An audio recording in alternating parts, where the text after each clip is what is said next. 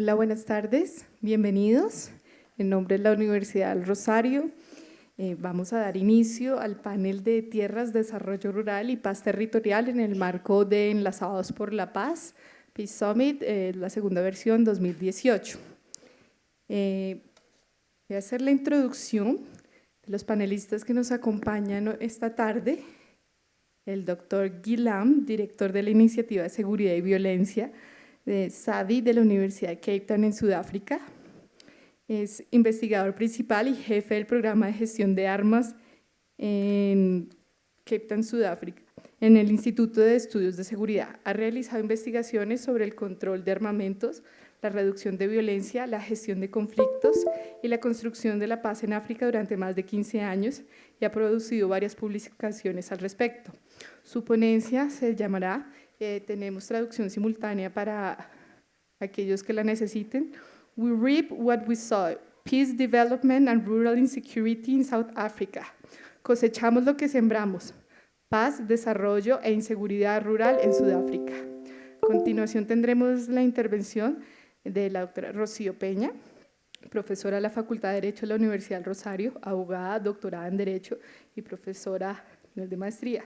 Su trabajo académico se ha enfocado en temas como la reforma agraria y la regulación de la propiedad y la restitución de tierras en el marco de la Ley 1448 del 2011.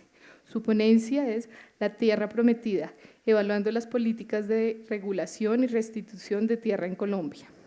Adicionalmente, tenemos como invitado al doctor Javier Andrés Flores Senado, director de Acceso a Tierras de la Agencia Nacional de Tierras, profesional de Ciencias Políticas y Gobierno de la Universidad del Rosario, con maestría en Estudios Políticos e Internacionales de la Universidad Nacional de Colombia. Ha ocupado cargos en el Ministerio de Justicia, la Unidad Administrativa para la Consolidación Territorial DPS y ha sido profesor en la Universidad del Rosario. Su ponencia titula Tierras, Desafíos y Oportunidades en Colombia.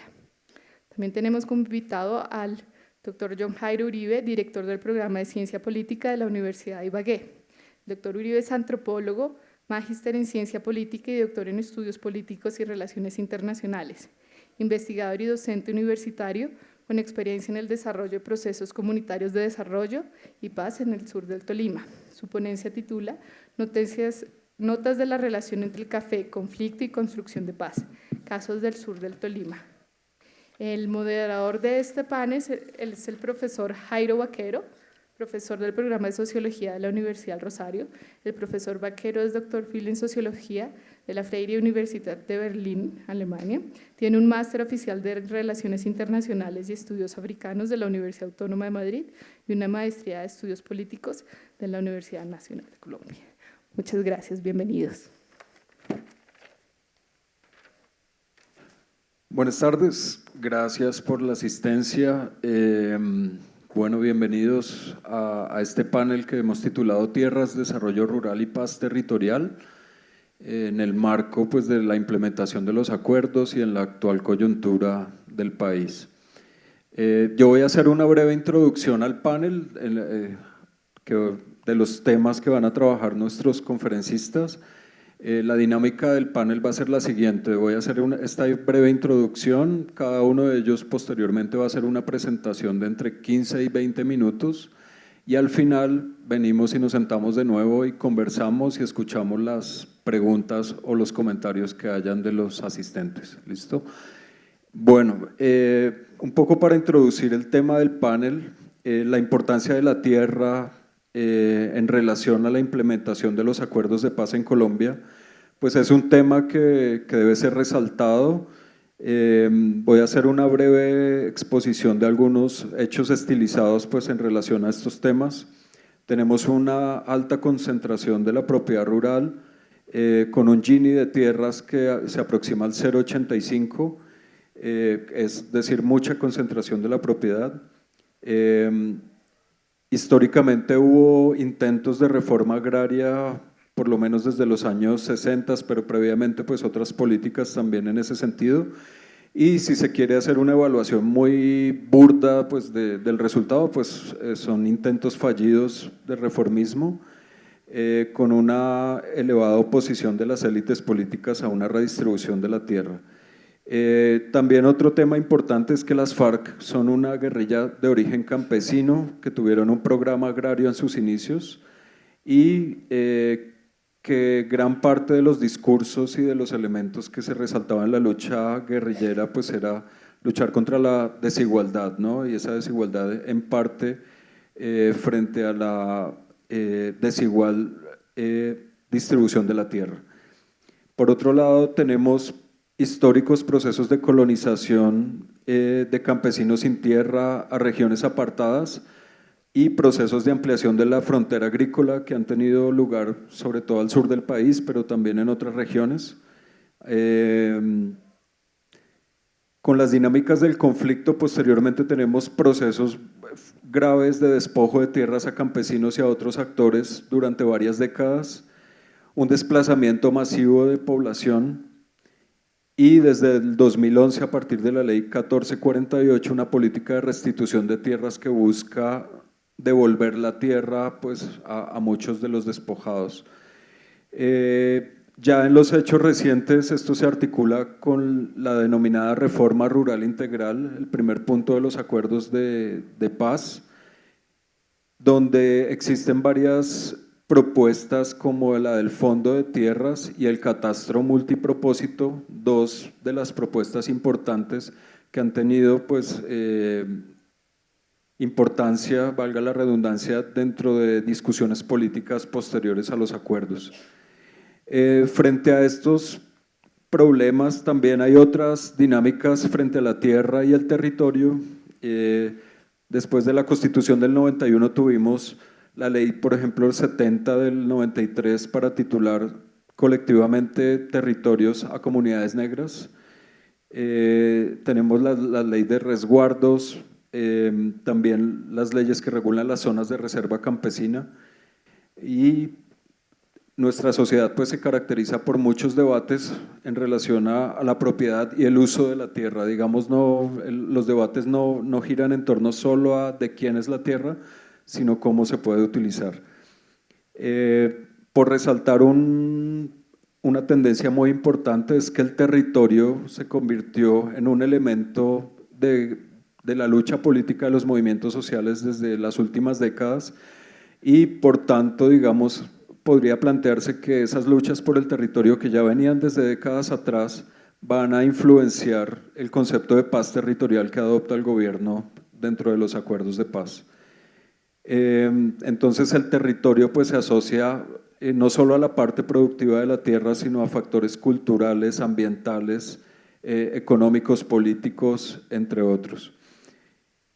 Voy a mencionar algunas preguntas que pueden guiar algunas de las discusiones durante estas presentaciones. ¿De qué manera se debe titular la tierra a los actores, colectiva o individualmente, o cuáles otras posibilidades existen? ¿Cómo se debe dar la formalización de la tierra, por ejemplo, a campesinos cocaleros, que es una de las propuestas que están en los acuerdos de paz? ¿Deben continuar o tienen relevancia los debates sobre redistribución de la tierra? Es decir, personas que tienen muchas tierras improductivas deberían tocarse de esas tierras y de qué manera. También están todos los debates actuales sobre los impuestos que se deberían cobrar sobre la propiedad y por eso el tema del catastro es importante. Está el tema de la voluntad política para hacer esas reformas y está la asociación entre políticas de desarrollo, modelo de desarrollo y todos los temas de propiedad sobre la tierra. Entonces, para discutir estos temas y ya ir entrando en materia, pues resalto la variedad de los panelistas que nos acompañan esta tarde. Desde la perspectiva de Guy Lamb, esta mirada comparativa internacional de las experiencias africanas en estos temas. Está la experiencia de Rocío en el Observatorio de Tierras, que trabaja desde la Universidad del Rosario en articulación con la Universidad Nacional y que se relaciona con un tema que se habló esta mañana muy fuerte y es el papel de la universidad en estos temas de construcción de paz y de desarrollo rural. Entonces, el observatorio, desde mi punto de vista, es un ejemplo para mostrar del papel que han tenido las universidades en todos estos procesos de construcción de paz desde hace años, no solo a partir de los acuerdos de paz. Está la mirada de Jaime Flores, de la Agencia Nacional de Tierras, desde la institucionalidad, desde las políticas públicas y lo que ha venido haciendo el gobierno en materia de tierras. Y tenemos una mirada regional del profesor John Jairo Uribe, desde lo que está pasando al sur del Tolima como un ejemplo de procesos que tienen que ver con propiedad sobre la tierra, pero que también pueden tener que ver con temas de propiedad sobre la tierra, de la relación de esa propiedad con el desarrollo rural y las perspectivas de paz a nivel regional. Entonces, no les quito más tiempo y arrancamos con el profesor Lamb. Gracias.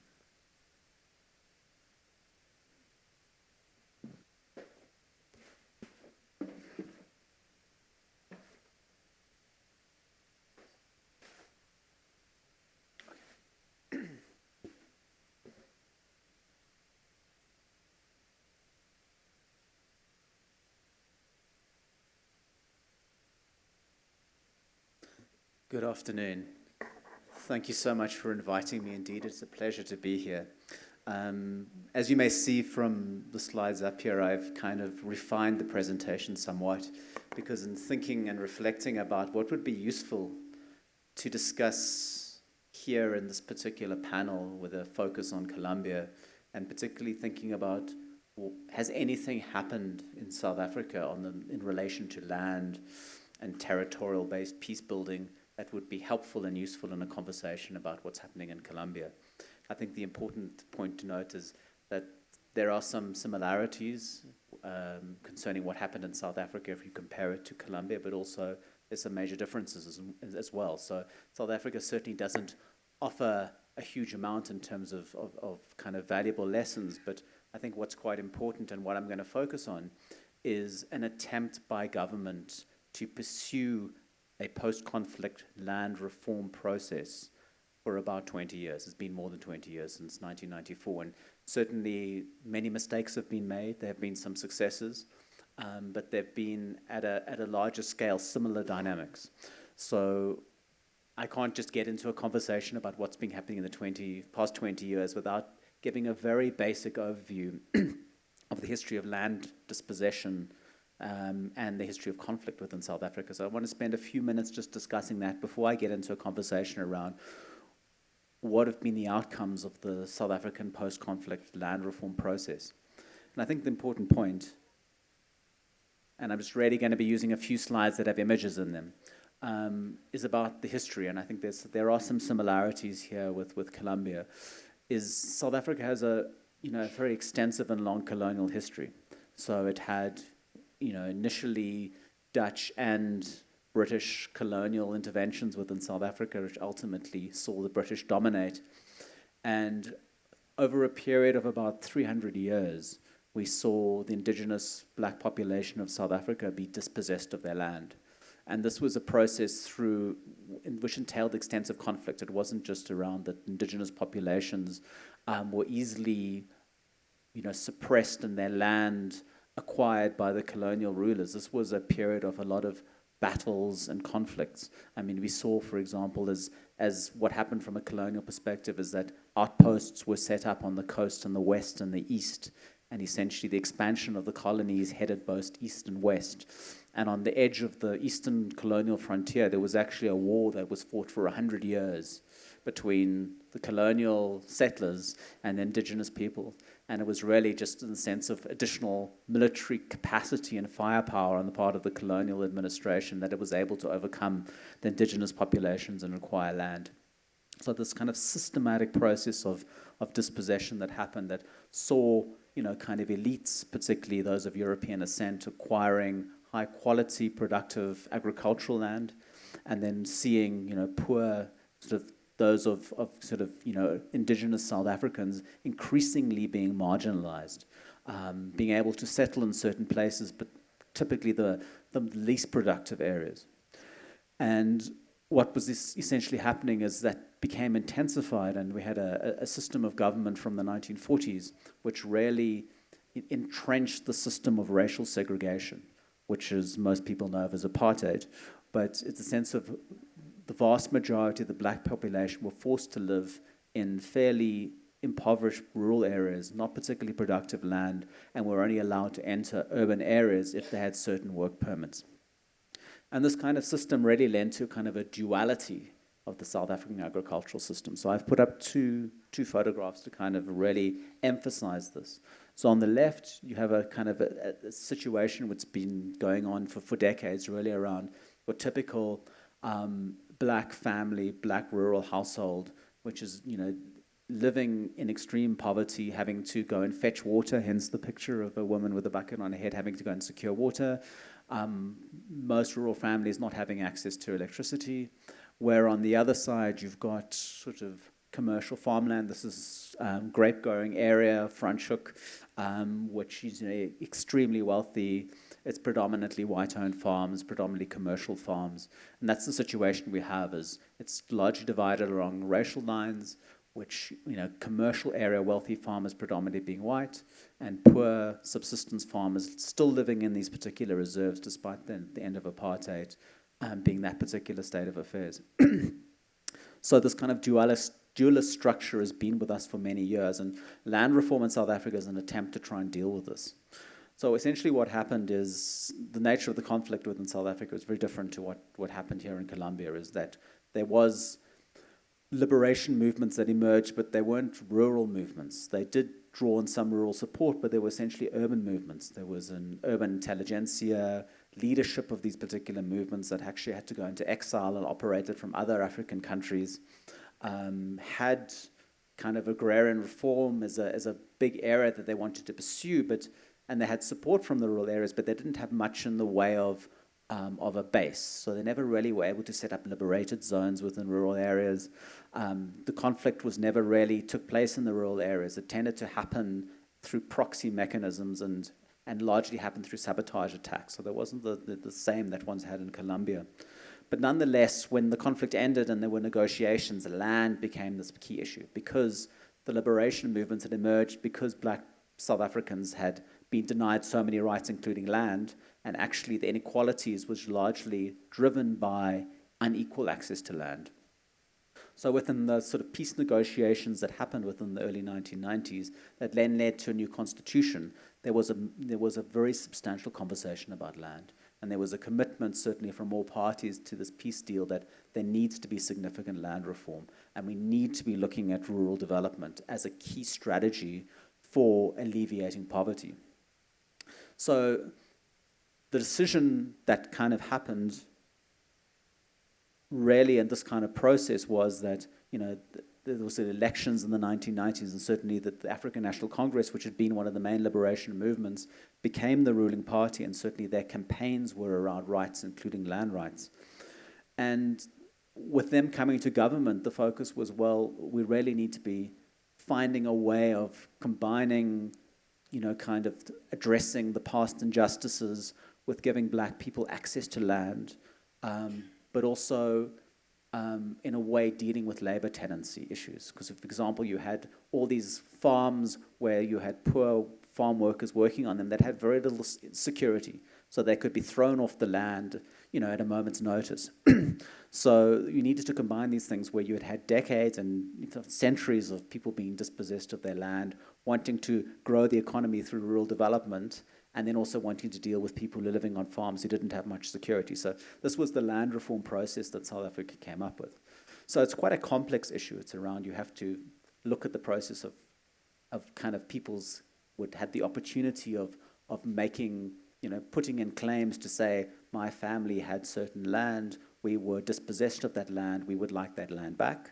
Then also investing in rural development, and then dealing with these labor tenancy issues.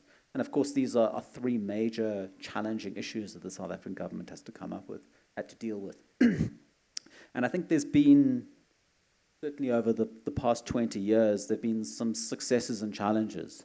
I don't want to be a kind of the doomsday commentator here. And often when there's conversations about land reform, and certainly the land reform conversations in South Africa at the moment, because it's still a really topical issue, it tends to be a very negative perspective.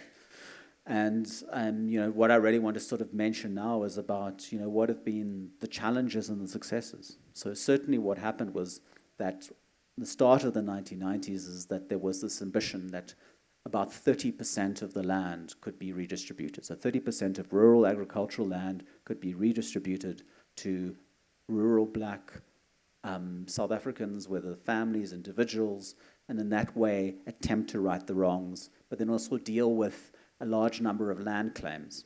But of course, in this particular process, it was around the benefits of hindsight.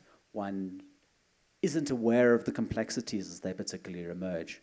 So certainly if we looks at the land claims with, these, sort of histories of trauma and histories of dispossession, we see these thousands of land claims being put in.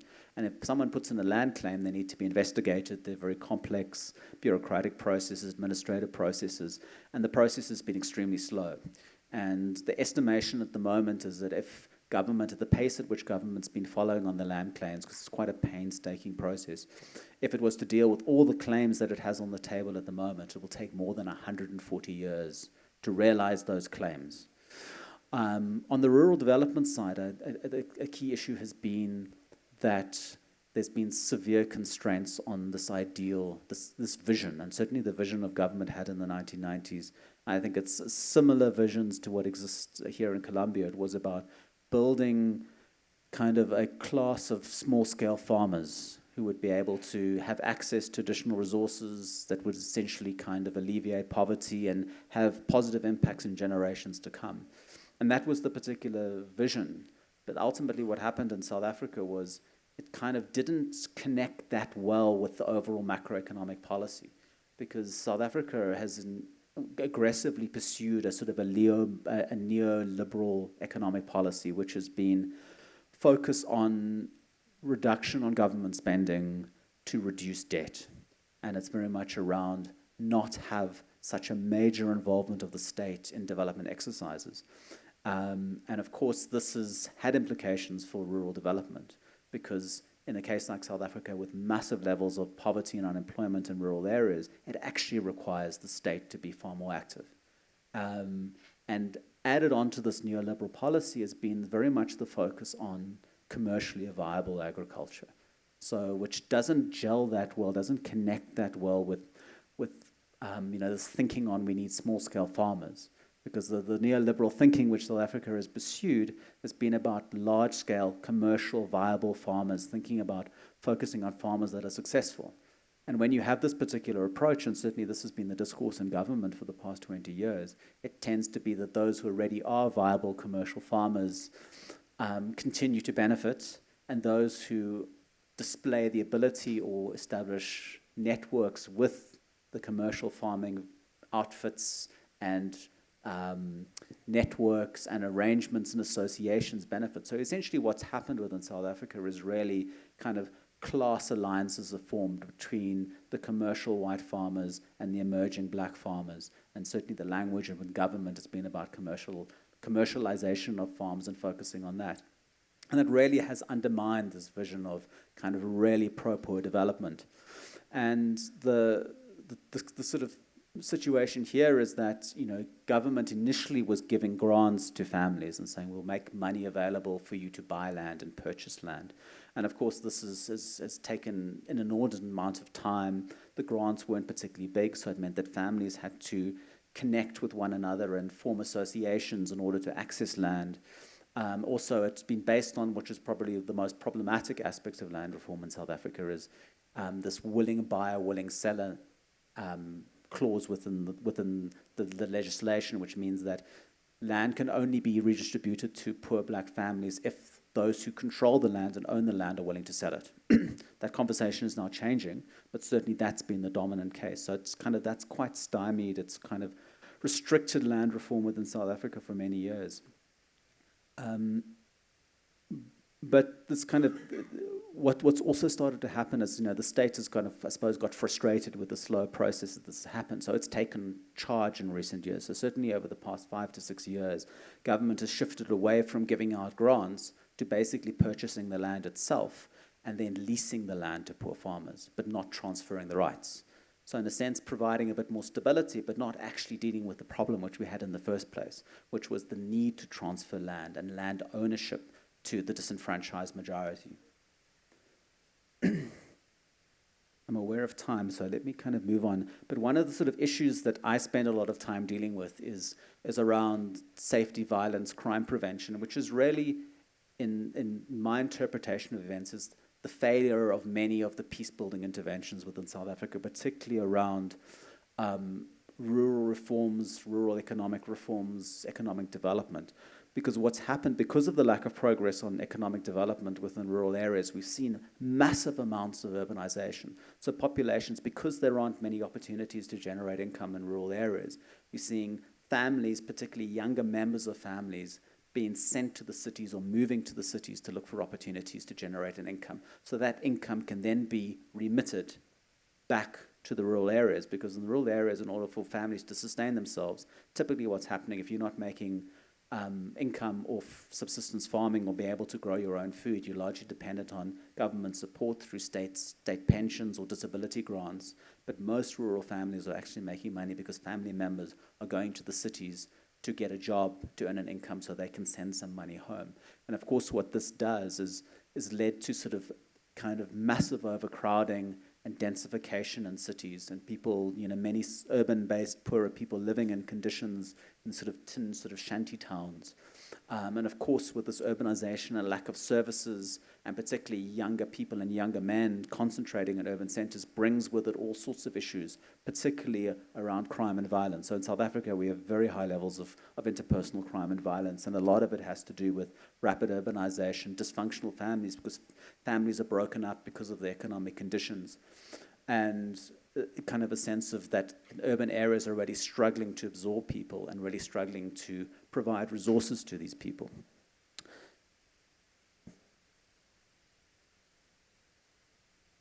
So really just reflecting back on the land, this is just an indication of around that there hasn't been a huge amount of progress in terms of land reform. So there was an idea of deracializing, of certainly providing more land, rural land to Black South Africans. There hasn't been a huge amount of shift.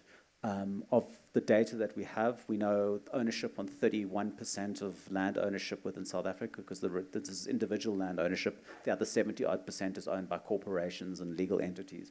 But the 31% is still, 70% of that land is still owned by predominantly white farmers, and around 30% is owned by black farmers or owners. And that's sort of just to emphasize the point that I made, that land reform has been a very, very slow process. It's been a complicated process. It's been dysfunctional. It's cost a fair amount of money. The government probably hasn't invested the money as smartly as it could have. There's been bureaucratic challenges in all of this.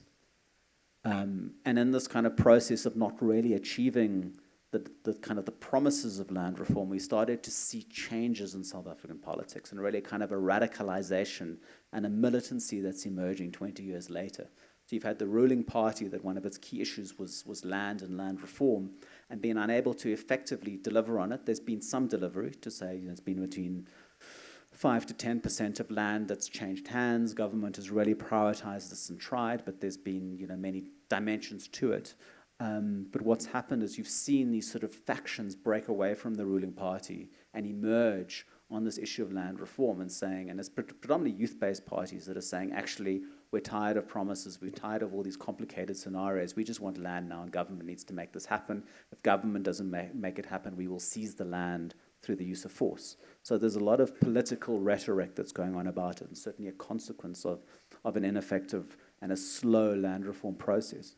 But also it's kind of reignited racial tension as well. Racial tension's always been there, but it's certainly around this issue of land reform, because you've got white farmers who feel and under the perception that they are besieged. And so there are campaigns out there that's saying that white farmers, white commercial farmers in South Africa are the targets of a white genocide. And there have been very conservative reactionary groups that have emerged to say that there's a conspiracy in government and between various forces to force South African farmers off the land. And they speak to the Zimbabwean experience, which saw many white commercial farmers forced off their land through a very controversial sort of fast-tracked land reform process. But certainly this is the dimensions we're seeing at the moment, sort of a breakdown in nation building. It was a fragile nation building, a breakdown in the peace building process all around this issue of land. And certainly what's happened is the ruling party has tried to claim back some of the kind of political discourse on this. and is now starting to have conversations about, well, should we be acquiring land without compensation? So this is a big debate at the moment about, having a kind of a sensible process to land reform, and thinking about it around, how is this going to, have, positive consequences for everyone in the long term. Now it's got to a point around we actually now just need to do this as quickly as possible and not worry about the consequences. And that's the state of affairs at the moment, is around one has to get the process right and ensure that government is invested and is focused on really delivering and really putting the money where its mouth is. Otherwise, one ends up with a frustrated population and other sorts of unintended consequences. And certainly the focus here on violence is a key issue. If you don't get the land reform right, it has all sorts of serious consequences decades later on. Thank you so much.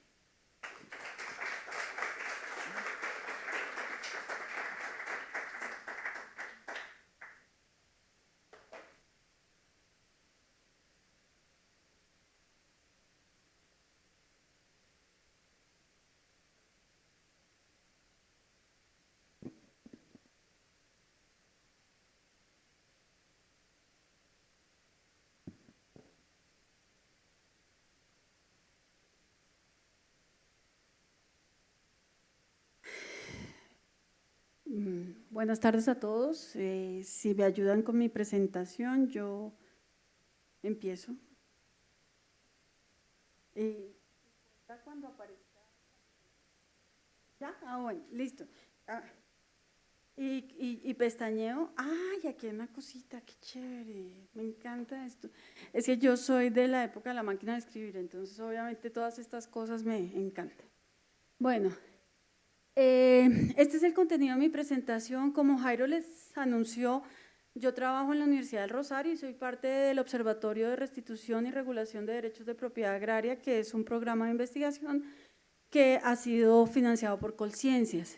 Y allí nos encontramos básicamente 5 universidades, como lo mencionó Jairo también, liderados por la Universidad Nacional.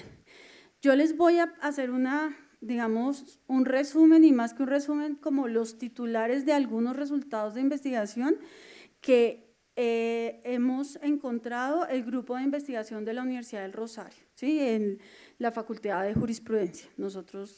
Bueno, entonces, lo primero, voy a hablar sobre el diseño de una agenda, los principales problemas de la estructura agraria en Colombia, y cuando hablo de eso hablo básicamente de la estructura de la propiedad agraria en Colombia, los resultados que hemos tenido en 3 temas específicos y finalmente, en lugar de conclusiones, voy a plantear algunas, no sé, como preguntas. Entonces, cuando empezamos a construir la agenda, y la agenda ustedes la pueden encontrar, la agenda de investigación del observatorio la pueden encontrar ahí en la dirección que está abajo, pues, ¿cuáles son los problemas de la tierra en Colombia? ¿Cuáles son las dimensiones de esos problemas? O sea, ¿qué tan grande, qué tan duro, mejor dicho, la intensidad del problema y el tamaño del problema? ¿Cuáles son, qué se necesita para solucionar esos problemas? ¿Cuáles son esos retos que se plantean en el contexto actual? Nosotros iniciamos en el 2011, o sea que se empezaba a hablar de restitución de tierra. Y como eje transversal al análisis de estos problemas teníamos la o definición de los derechos de propiedad. O sea, todo nuestro hacer investigativo es alrededor de los derechos de propiedad en Colombia sobre la tierra, no estamos hablando de propiedad horizontal y casas aquí en Bogotá. Muy bien, entonces, para tener en cuenta esto y para mirar desde dónde nos parábamos, hicimos un inventario más o menos de problemas que tienen que ver con los derechos de la propiedad en Colombia. Entonces, como lo mencionó Jairo, me estaba robando mi presentación, hay una alta concentración de propiedad. La alta concentración de propiedad rural no implica per se violencia. Hay países en América Latina como Argentina y el mismo Brasil que tienen una concentración de tierra mucho más alta que la nuestra y sin embargo no se matan por eso. Nosotros sí nos matamos por eso. hay una inequidad extrema y entonces combinamos eso con despojo o abandono forzado de tierras. Entonces, como no hay cifras oficiales confiables, entonces las cifras van entre 1 y 10 millones de hectáreas despojadas. La otra cosa que nos pasa es que, dada la complejidad del sistema regulador de la propiedad, existe una gran informalidad en la tenencia y uso de la tierra, y eso, pues digamos, para los abogados pues es fácil de entender si uno se dedica a eso, obviamente, pero no es fácil de entender para un ciudadano de a pie y mucho menos pues para el grueso de la población. La tenencia es desordenada, hay una ausencia total de información por parte del Estado para el ciudadano. Los catastros son, si existe el catastro en el municipio, porque el catastro en Colombia es municipal, no está actualizado hace muchísimo tiempo y simplemente hay una actualización formal en donde lo que yo hago como alcalde es copiar los catastros de hace 5 años y digo, este es el nuevo catastro. Entonces eso hace que yo no pueda gestionar la tierra ni regularla de manera adecuada. Hay otra cosa y es que el catastro y las oficinas de registro de instrumentos públicos, que es donde, digamos, se formaliza la tierra o se formaliza el derecho de propiedad, no casan, hay una divergencia entre uno y otro muy grande. El acceso a la tierra desde el punto de vista de los derechos es muy, muy complejo, pero para emplearla como factor productivo es mucho más complejo. Hay un marco institucional muy deficiente, hay problemas de acceso a la justicia y multiplicidad de actores en la definición de los derechos de propiedad. O sea, hay demasiados agentes que definen la propiedad y eso es un problema. O sea, complejidad más complicación, diría yo. Es como el panorama rápido, así, en 30 segundos, para con eso no se me van tan rápido mis 15 minutos. Estos son, a grosso modo, algunos de los resultados. Ay, yo tan boba, ¿cierto? Miren, era más fácil. Pero ya, bueno. Era mucho más fácil así. Muy bien. Entonces, ¿cuáles fueron los hallazgos que encontramos en esto de hacerle el seguimiento a una política específica que tenía que ver con la restitución de la tierra abandonada forzosamente o despojada por alguna gente a campesinos y campesinas de Colombia? Entonces, lo que hicimos fue hacer un seguimiento del proceso administrativo de restitución y ahí encontramos que había muchos problemas o digamos, una de las barreras que tiene el proceso es la microfocalización, la documentación de los casos y los tiempos de cumplimiento de esa etapa son muy complejos. En el proceso judicial, la restitución de tierras tiene dos patas, una pata que es el proceso administrativo, donde el Estado se pone la camiseta y le dice al campesino, a usted le quitaron la tierra, venga, yo le armo el proceso para que se la devuelvan. Y tiene una etapa judicial donde el juez llega y le dice a la agencia, a la agencia de restitución de tierras, no es agencia, es la unidad de restitución de tierras, venga, muéstreme qué hizo y yo le restituyo la tierra a ese campesino. Entonces, una cosa que es muy importante es que el juez es la cédula, mejor dicho, es como el núcleo del asunto. Los problemas jurídicos alrededor de la restitución se dan básicamente por múltiples regímenes legales y porque hay digamos como una contienda entre el formalismo jurídico y el garantismo judicial que se dan, digamos, hay una contienda allí, básicamente por esos regímenes. Por un lado tenemos el derecho fundamental a la restitución, pero por otro lado tenemos la propiedad de la tierra como un derecho civil. Entonces, esos dos regímenes, digamos que se chocan y que producen mucho ruido a veces y en ocasiones hacen que el proceso no sea tan fácil. De hecho, esta mañana que miré las cifras, después de más de 7 años de la unidad, tenemos 4.200 fallos con más o menos 350.000 hectáreas entregadas. Eso quiere decir que si somos, ¿cómo se dice?, optimistas y decimos que solo se abandonaron y despojaron 1 millón de hectáreas, no hemos hecho sino la tercera parte. Pero si somos pesimistas o bien informados y decimos que son entre 7 y 10 millones, pues realmente la tarea está muy lejos de haberse cumplido. Los diseños institucionales que representan mayores demandas, mayores demoras, o sea, ¿por qué se demora la restitución? ¿Por qué yo me puedo morir esperando mi restitución? Son básicamente la microfocalización y la atención a segundos ocupantes. Para decirle solamente una cosa, en Montes de María nosotros hicimos un estudio y el promedio de edad de los restituidos es de 75 años. Entonces, digamos que el tiempo apremia, ¿sí? La gente, pues en Colombia, el promedio de vida, cuando uno se muere de muerte natural, es más o menos 70 años. Entonces, pues si el promedio de edad de la gente que están restituyendo es 75 años, pues esto nos muestra por qué la microfocalización es un problema. La novedad de la jurisdicción agraria, o sea, digamos, de esta jurisdicción que plantea la 1448 es súper interesante porque le da al juez ese poder grande de restituir la tierra como un derecho fundamental. Sin embargo, pues ahí hay un problema y es que, como les dije, hay varios regímenes y entonces está el derecho civil frente al derecho constitucional, que es un poco más poderoso. ¿Cuáles las barreras para evaluar la tierra? La restitución, perdón. Discrepancias entre las cifras, cuando hay cifras o cuando nos dan las cifras, porque sobre pretexto de que estamos vulnerando el derecho de los restituidos, entonces no nos dan cifra alguna, solo algunas a las que podemos acceder. Los términos de medición de cumplimiento de las metas no dan cuenta de la efectividad política. Entonces, por ejemplo, si uno quiere ser malvado y mal pensado, podría decir que si yo tengo 10 solicitudes y rechazo 9 y acepto una, pues tengo 100% de cumplimiento. Entonces, esa discrepancia hace que uno se pregunte, bueno, ¿y por qué se rechazan?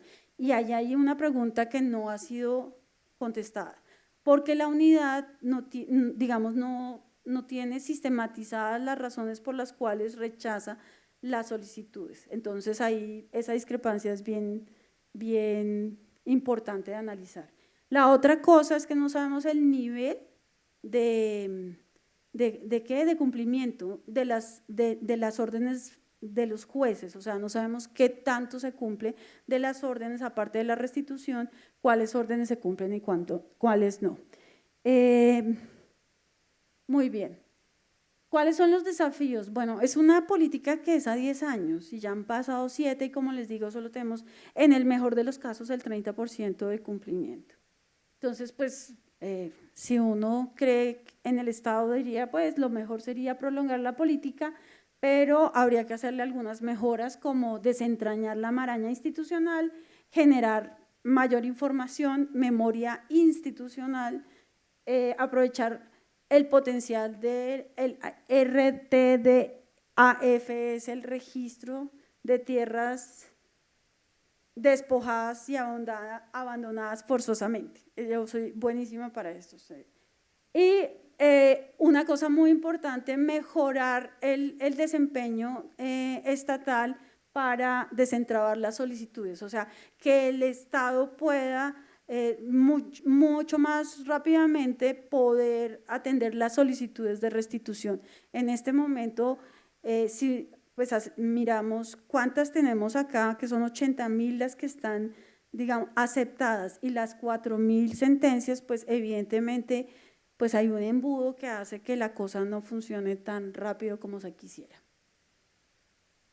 Otra cosa que hemos hecho en el observatorio es que estamos mirando los proyectos de formalización, que es básicamente formalizar la tierra informal que hay en Colombia, y cogimos un periodo de tiempo desde 1990, encontramos más o menos tres programas, entonces rápidamente no encontramos información sino sobre el último. El resto de información nunca se encontró, usamos todas la batería de herramientas que tiene un abogado, derecho de petición, tutela, desacato, nos fallaron en contra del desacato, pero casi, captura todo, pero no fue posible, o sea, nadie supo darnos cuenta de los programas anteriores. Sin embargo, voy a pasar por la metodología y esto que no vale mucho la pena quedarme allí. Y los resultados, básicamente que las políticas de formalización han sido discontinuas, discretas, casi informales y muy marginales.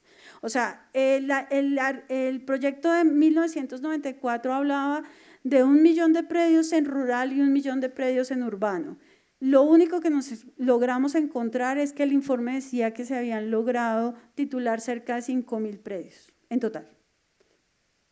Las políticas son descoordinadas, hay un traslape de funciones entre instituciones y el acceso a la información es limitado o a veces ni siquiera los funcionarios saben dónde está la información. Y no digo para los investigadores, sino para, por ejemplo, el diseño de nuevas políticas.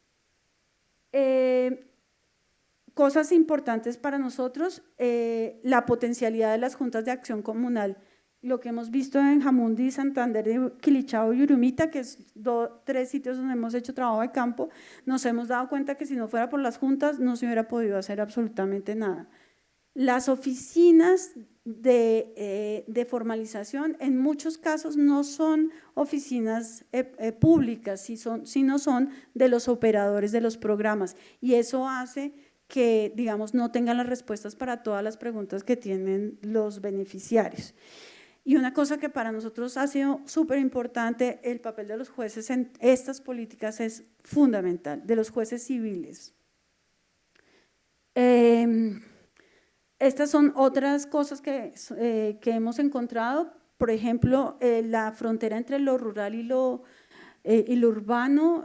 Cuando yo quiero mejorar mis números, pues formalizo en lo urbano y me da más rápido.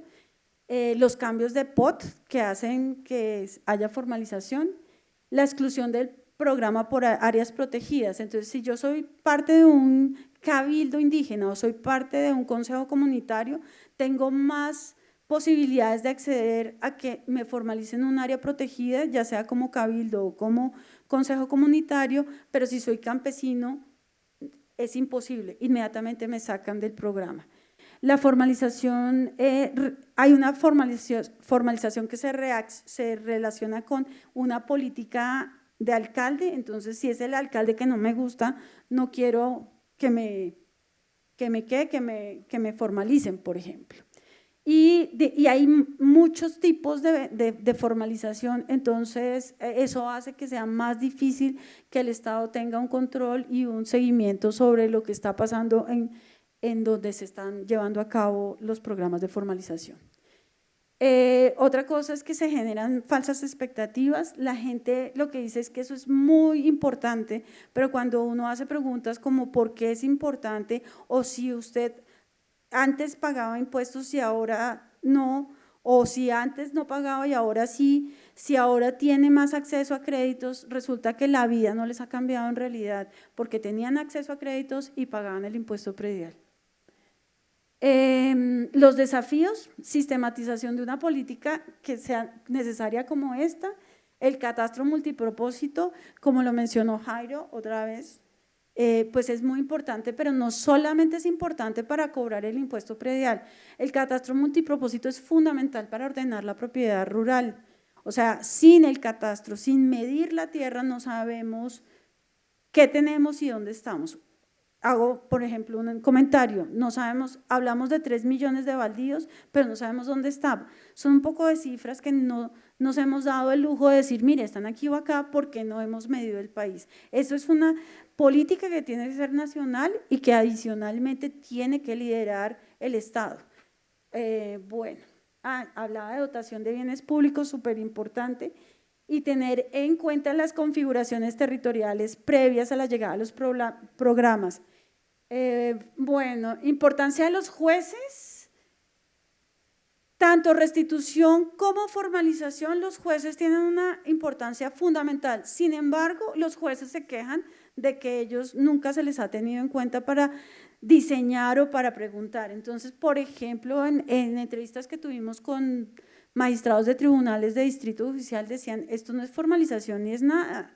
Y de hecho, off the records alguien nos dijo, es que lo que ellos quieren es, bueno, esto era en un gobierno anterior, lo que ellos quieren es quitarnos la tierra para dárselos a los de las FARC para hacer ese fondo de 3 millones de hectáreas. Estoy hablando de Boyacá, de un par de, digamos, de personas que trabajaban en la rama judicial. La labor de ellos es muy importante, sin embargo, no conocen los programas.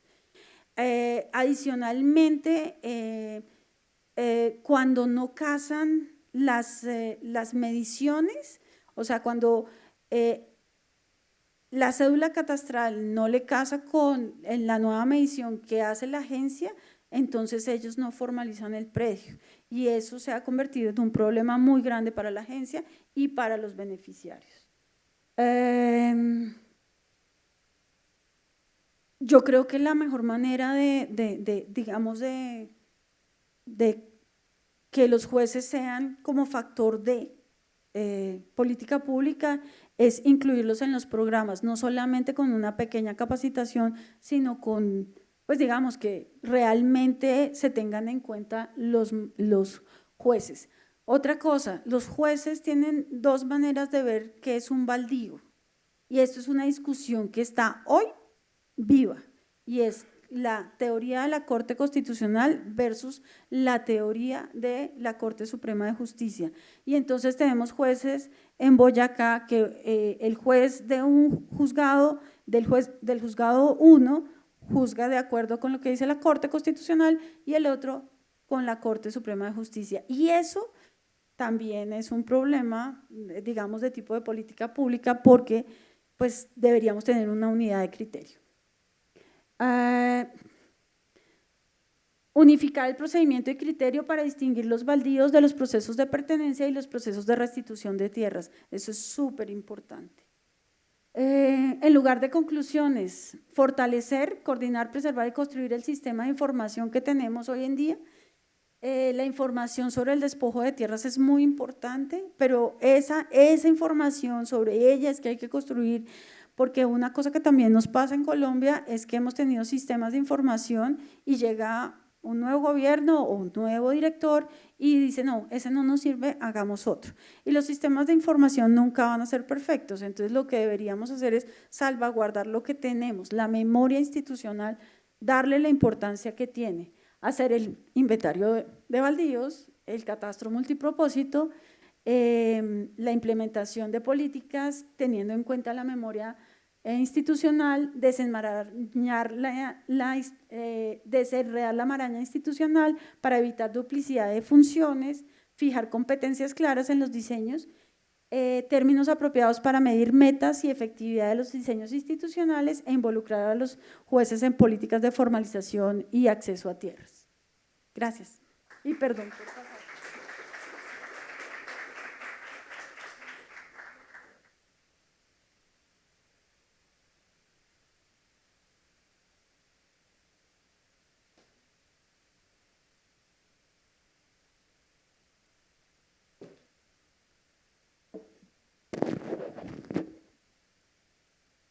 Bueno, muy buenos días para todos, ¿cómo están?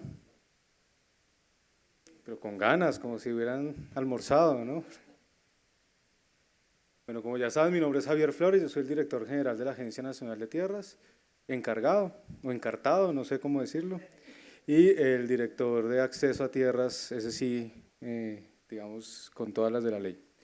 Entonces voy a tratar, yo no traje una presentación realmente, voy a tratar de, digamos, hacer un breve paneo de cuál es el problema que existe sobre la tierra en nuestro país. Yo comparto mucho de lo que ha dicho la profesora Rocío en su intervención y voy a tratar de resumir en unos puntos, digamos, en dos miradas. ¿Cuáles son los desafíos que tenemos y cuáles son las oportunidades que hemos venido construyendo para enfrentar esos desafíos?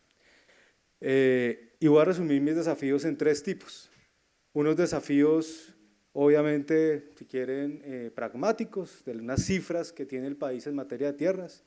Voy a pasar por unos desafíos institucionales que son esenciales para poder abordar este problema de la mejor manera posible, y unos desafíos normativos que son sin duda fundamentales para poder corregir muchos de los problemas que existen hoy sobre la tierra en el país.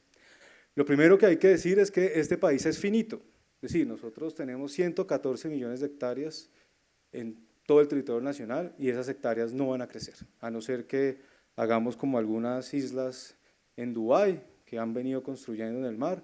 De resto, nuestro territorio es el mismo y todos los colombianos, los empresarios, nuestros campesinos, las comunidades étnicas, los pequeños y medianos campesinos o productores también, es decir, todas las áreas protegidas tenemos que caber en esas 114 millones de hectáreas. Y ahí está el primer desafío. Eso suena muy bonito, pero cuando uno lo pone en los mapas empieza a tener todo tipo de dificultades para poderlo materializar de una mejor manera. Les voy a dar algunas cifras al respecto entonces. En primer lugar, de esas 114 millones de hectáreas, si nosotros empezamos a disminuir todo lo que tiene limitación para la adjudicación de tierras, nos llevamos una grata sorpresa. Solamente hay 14 millones de hectáreas, de esos 114 millones de hectáreas, que podrían ser, si son, digamos, baldíos de la nación, podrían ser adjudicatarias a campesinos de este país. Es decir, que solamente nos queda el 10% del país, disminuyendo áreas protegidas, disminuyendo ya sean parques nacionales, zonas de reserva forestal, parques regionales, parques municipales, otro tipo de áreas protegidas que existen, descontando Ley 70, descontando los 33 millones de hectáreas que tienen en este momento constituidas las comunidades indígenas, las 5 millones de hectáreas que tienen en este momento las comunidades afrodescendientes, descontando las 55 millones de hectáreas adicionales que están en solicitud por parte de las comunidades indígenas, o los 4.800.000 hectáreas adicionales que están en proceso de solicitud de constitución para los consejos comunitarios de la población negra, palenquera, afrocolombiana o raizal. Eso quiere decir que el panorama, si ustedes me preguntan, ¿está la tierra para adjudicarla a campesinos? Les digo no, todo está o ocupado o tiene limitaciones para la adjudicación de estos terrenos a favor, o sea, se vuelven en su gran mayoría baldíos inadjudicables de la nación, si es que son baldíos. Y de esos 14 millones de hectáreas, haciendo un trabajo, digamos, muy esquemático entre registros y catastros, nos encontramos que menos de 1 millón de hectáreas podrían ser consideradas baldíos de la nación, adjudicables. Es decir, que seguimos disminuyendo.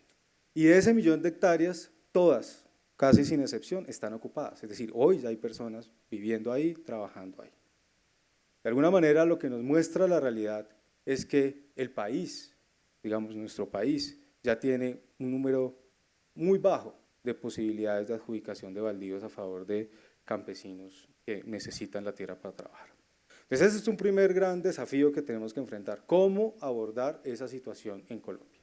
Un segundo desafío, nos dice el censo del 2005, actualizado en el 2011 con el DNP, que hay aproximadamente 800.000 familias campesinas que necesitarían tierra porque trabajan en lo rural, pero no tienen tierra para trabajar.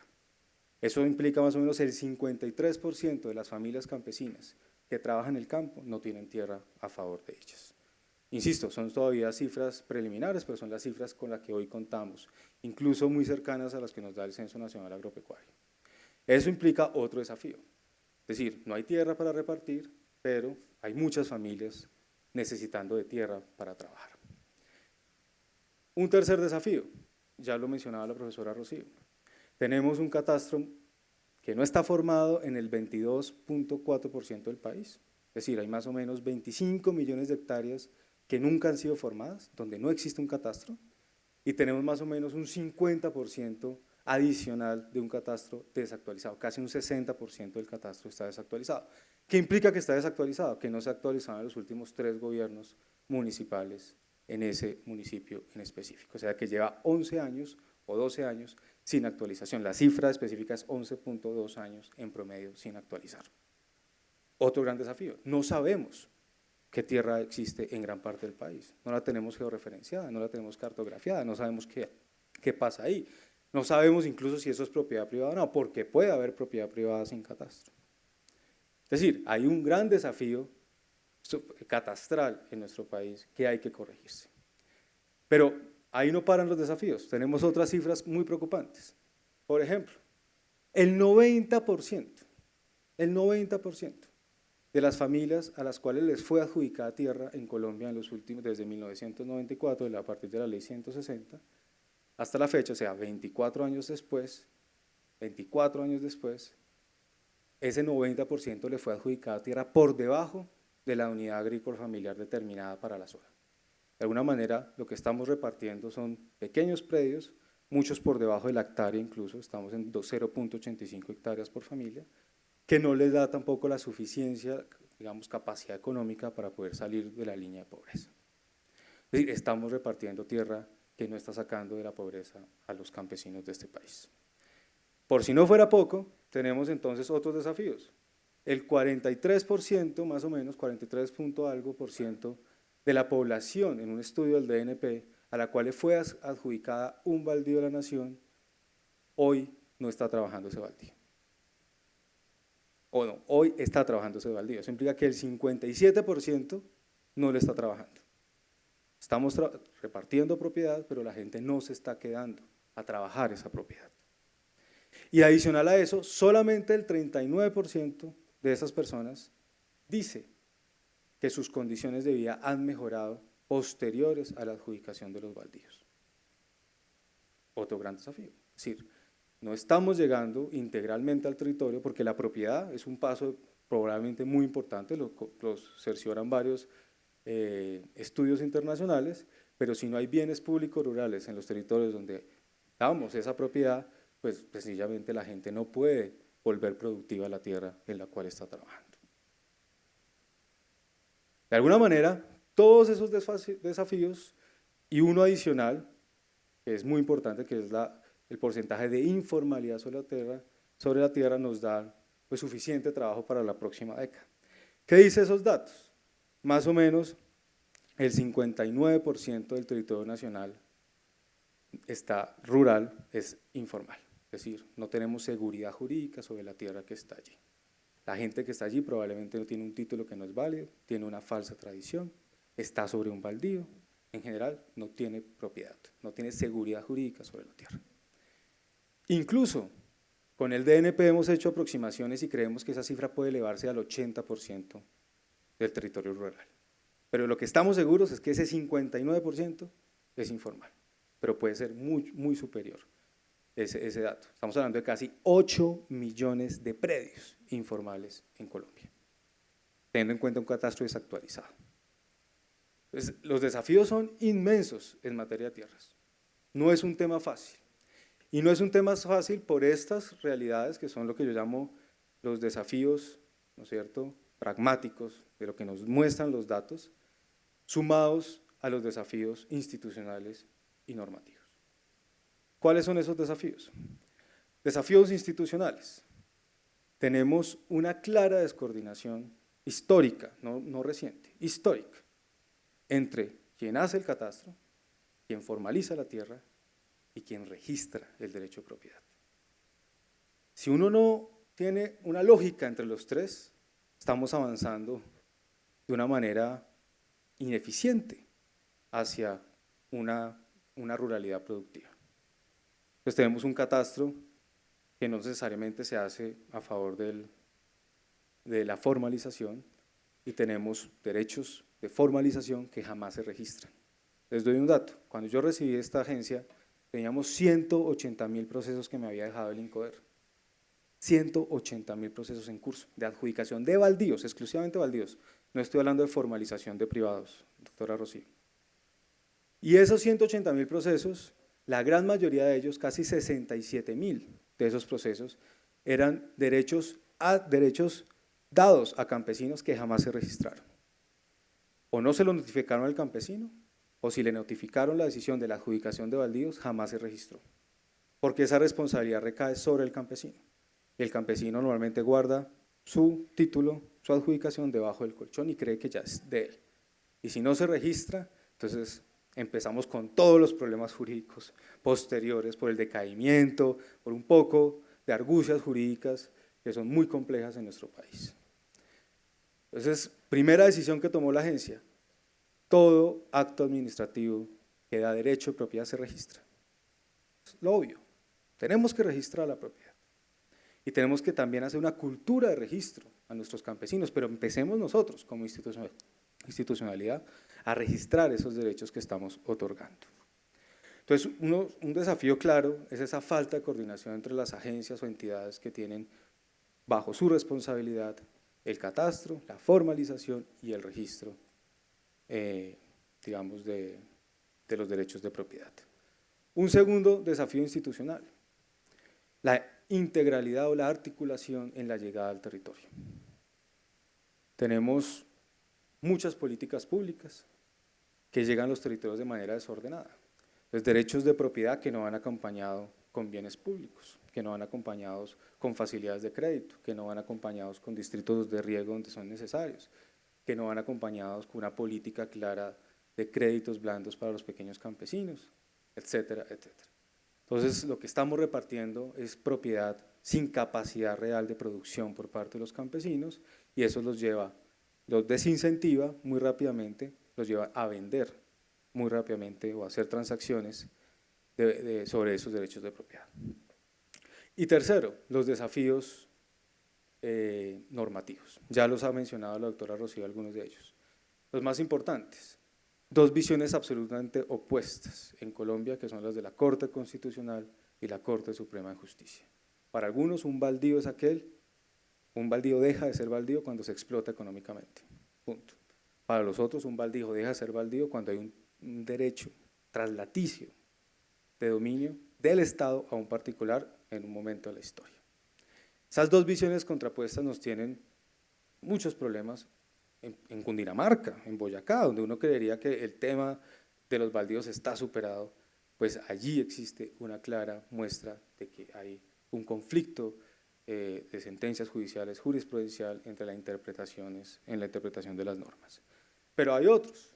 La misma ley 160 tiene un poco de complicaciones normativas que tenemos que entrar a corregir. El tema de la acumulación de baldíos, el tema de las fechas a partir de las cuales se considera o no válido la formalización a través de la prescripción adquisitiva del derecho de dominio o los títulos de pertenencia. Hay una serie de desafíos normativos que nos toca entrar a revisar urgentemente por parte, en este caso, del órgano legislativo para poder avanzar con mayor rapidez. ¿Cuáles son las oportunidades? Hemos venido avanzando mucho. Dejamos un modelo de atención que era por demanda, me levantaba la mano un campesino en Vaupés y otro en Guajira y tenía que ir a atender al campesino del Vaupés y al campesino de Guajira de una manera muy ineficiente, con unos costos muy altos y solamente le solucionaba el problema a ese campesino, no a sus vecinos. Y el problema sobre la tierra se mantiene. A un modelo, digamos, de oferta, en donde vamos a los territorios y no nos vamos del territorio hasta que no hayamos resuelto todos los problemas sobre la propiedad, se llaman los planes de ordenamiento social de la propiedad en el territorio seleccionado. Eso ha sido un año de mucho trabajo después del lanzamiento de la ley, del decreto ley 902, ya está entrando, digamos, a funcionar, ya tenemos 43 municipios priorizados en los que estamos trabajando. Yo creo que esa manera de trabajar nos va a permitir avanzar sustancialmente en la definición de los derechos de propiedad en nuestro país de una manera mucho más rápida. Hay otro gran desafío o una gran oportunidad que es avanzar con todas las comunidades que existen en los territorios. Esos problemas que hoy tenemos entre comunidades indígenas que están pidiendo en este momento 59 millones de hectáreas entre comunidades indígenas y afrodescendientes adicionales a las 38 millones que hoy ya tienen en su propiedad a través de títulos colectivos, es una oportunidad inmensa para, digamos, hacer un debate nacional sobre digamos, la necesidad de que todos quepamos en este territorio. Y allí en el Cauca ya se han iniciado esos diálogos, en el Cesar ya se han iniciado esos diálogos, porque es fundamental que en los territorios todos hablemos el mismo idioma y sepamos que este país es finito y que todos tenemos que caber en él.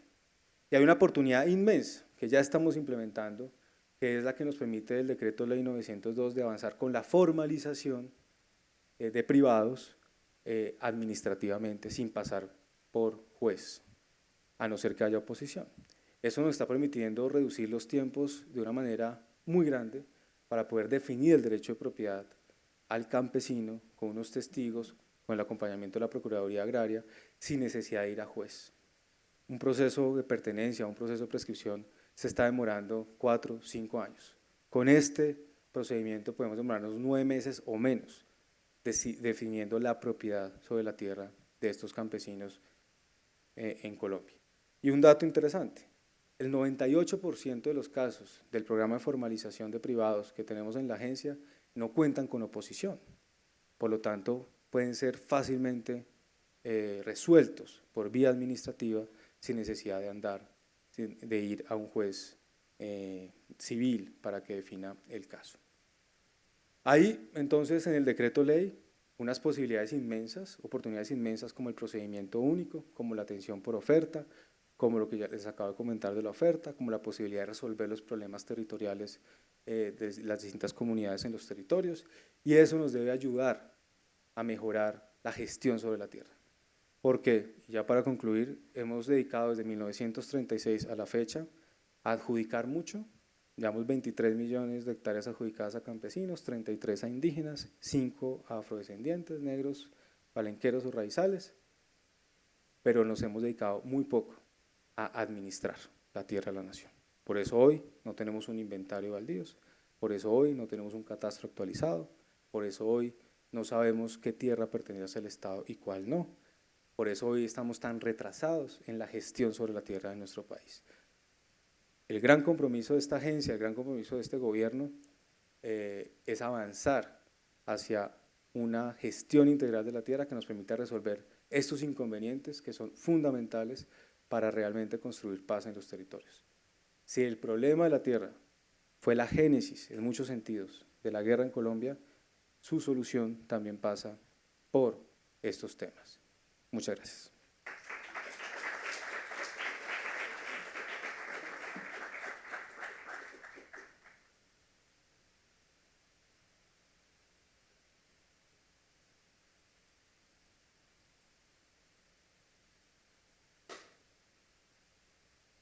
Buenas tardes. Ahora sí, la presentación. Bien, escuchándolos, quisiera empezar planteando dos ideas bastante generales. Uno,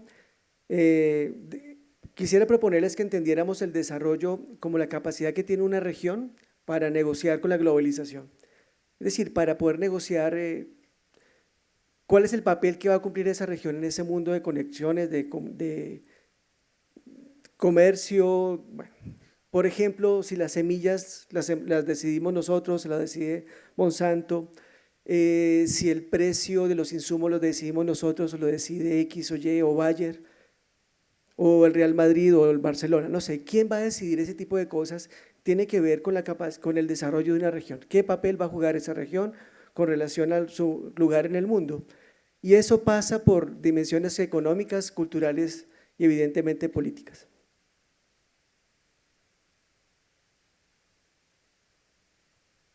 Lo siguiente que quisiera proponer es que, pues, Colombia,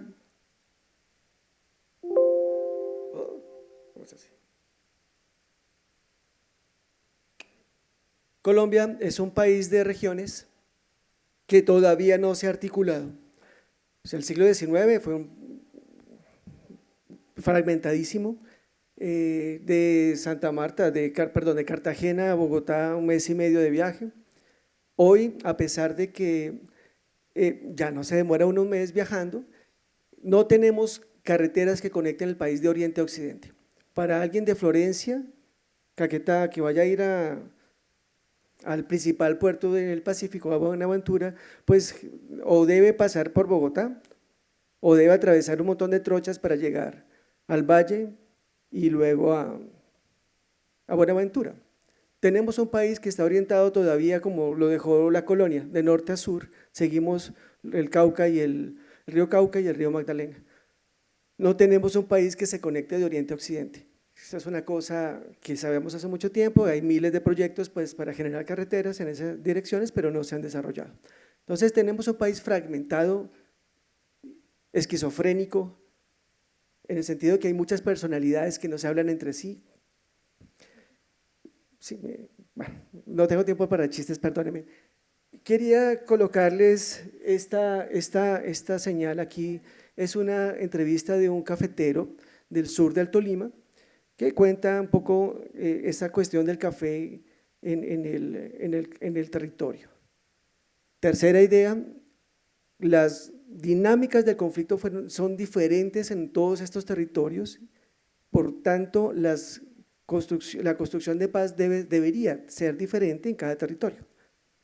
No es lo mismo el sur del Tolima, que se jugó como un escenario de retaguardia estratégica para las FARC, amplío un poco eso, que Nariño, que Tumaco, que se juega como que en los que las FARC juegan un papel más como un cartel de Cali, pues un cartel de drogas, que lo que pasaba aquí. Esas diferencias territoriales son importantísimas para entender no solo lo que pasó, sino lo que viene. Me voy a explicar mejor más adelante. Voy a pasar esto rápido para tratar de mostrar acá, pero… sí. Bien, rápidamente, me voy a referir a estos 4 municipios. Este es Chaparral, Río Blanco, Planadas, Ataco. En esta zona se dieron en los 50, 60 la concentración de muchos campesinos que huyeron de la violencia partidista. En los 60 se fundaron, se atacaron las llamadas, voy a ser muy rápido y muy esquemático, me perdonan el acelere, las llamadas repúblicas independientes. Una se ubicaba en esta zona, bueno, una se ubicaba acá, otra hacia el Huila, otra hacia el Cauca y otras aquí pasando la cordillera central hacia el Pato y hacia el Meta, Marquetalia se llama aquí. Esta gran zona se conectó entre sí, entre los 50, 60, entre la concentración de la formación de las guerrillas liberales, la reacción del Estado y la posterior conformación de las FARC. Desde los 60, entonces, cuando se constituyen las FARC, la gente se empezó a mover, se movió de todas estas zonas en esta dirección, o sea, bajó de la cordillera central, pasó por el Valle del Magdalena, subió a la cordillera oriental y pasó, aquí conectaría con Bogotá y aquí conecta con los llanos orientales. Esta es una gran zona de movilización y articulación de lo que le dio origen a las FARC, pero que al mismo tiempo le dio origen a grupos de autodefensa campesina. Entonces, bajo las guerrillas liberales del 62-63, se juntaron para defenderse del Estado y del Partido Conservador, luego se separan los famosos limpios y los comunes. Los limpios van a derivar desde los 60, o sea, van a pasar de los limpios a una organización que llamó Rojo Atá, a las Convivir, con mezcla del MAS y de grupos de ese orden, al Bloque Tolima, y hay una línea que llevaría entre familiares de todas estas personas de esa zona, desde los 60, repito, de autodefensas campesinas que luchaban contra las FARC, al Bloque Tolima, que viene a ser parte de las Autodefensas Unidas de Colombia. Por otro lado, la línea de los comunes, la que siguió la de los sindicatos agrarios, se formó también en esta zona y viene a derivar en las FARC, que terminan negociando en el 2016-2017. Esta zona es teatro de todo ese proceso. Este es un mapa de la presencia del Bloque Tolima de las paramilitares, Bloque Tolima, Bloque Centaures, Bloque Tolima y las autodefensas de Magdalena Medio. Esta es una lógica así, como general. Aquí me voy a referir más a esto, pero voy a mencionar algo acá. En las autodefensas en estas zonas del norte y del oriente, del centro del Tolima, lograron no solo controlar militarmente el territorio, sino que lo controlaron después políticamente y posteriormente culturalmente. En este momento ir a onda, a hablar de lo que pasó, del conflicto, es tema vedado, porque no es posible, porque hay una, me perdona la expresión, una paramilitarización de la memoria. Hay que olvidar, callar, chao. Esos temas no se tocan en esa zona. En el sur es posible hablar porque hay otra dinámica de negociación y otra lógica de la ocupación del territorio. Sin embargo, para la misma zona, entonces está el Frente 21, este es el Frente 25 y aquí había presencia también de las FARC y alguna presencia del ELN. Bien, voy a simplificar un poco, este es un mapa precioso, pero solo lo entiendo yo. Voy a ir y volver para acá. Para referirme a los 4 municipios, Ataco, Planada, Chaparral y Río Blanco, que dieron origen, repito, a las FARC, larga línea desde los 60, y a toda esta evolución que llevó al bloque Tolima, un grupo paramilitar bastante fuerte, que en el 98, 97 se articula esa dinámica del sur del Tolima con la dinámica nacional y ellos se juntan a la Casa Castaño. Entonces, un poco golpeados por la guerrilla, deciden asociarse con Carlos Castaño y se amplía el margen, se crea el bloque Tolima. Entonces, el bloque Tolima articula la dinámica del paramilitarismo tradicional, pues, urabeño, costeño, antioqueño, con la dinámica propia del Tolima, donde había familias que habían pasado de generación en generación. Para decirlo de una manera muy sencilla, Canario, uno de los líderes paramilitares más fuertes del bloque Tolima, fue amigo y combatió con Marulanda en las guerrillas liberales de los 60. Se conocían y había familias allí. Entonces eso le da un toque muy especial al territorio. Bien, para simplificar también un poco, ustedes ven aquí, estos son los datos de hechos victimizantes en el Tolima. De los 300.000 hechos victimizantes registrados para el Tolima, 100.000 se dan en estos 4 municipios. Hoy esos 4 municipios tienen 125.000 personas, más o menos. O sea que pueden hacerse una idea de lo importante que fue el proceso. Varias veredas fueron arrasadas. Según unos arrasadas es que entró un grupo o el otro, no solo sacó a la gente, sino que destruyó todo lo que podía haber para que nadie más lo volviera a poblar. A diferencia de otras zonas, ese arrasamiento no llevó a la concentración de la propiedad, como pasó pues en Antioquia o en el Magdalena Medio, donde no solo se sacó a la gente, sino que se reorganizó la propiedad y generaron nuevas industrias a partir de esa nueva concentración de la tierra, entre ellos La Palma, por ejemplo. Aquí no se dio esa dinámica, solamente se abandonó el territorio y quedó pues a la deriva. Este primer pico de hechos violentos se dan entre el 2000, 2001 y 2002, coincide con el resto del país. El 2001 es el año más cruel de Colombia, el 2001 es el año en el que, por ejemplo, se da la masacre del Salado en los Montes de María, es en el año donde grupos paramilitares jugaron fútbol con cabezas de personas que cortaron para hacer pública su incursión en un territorio.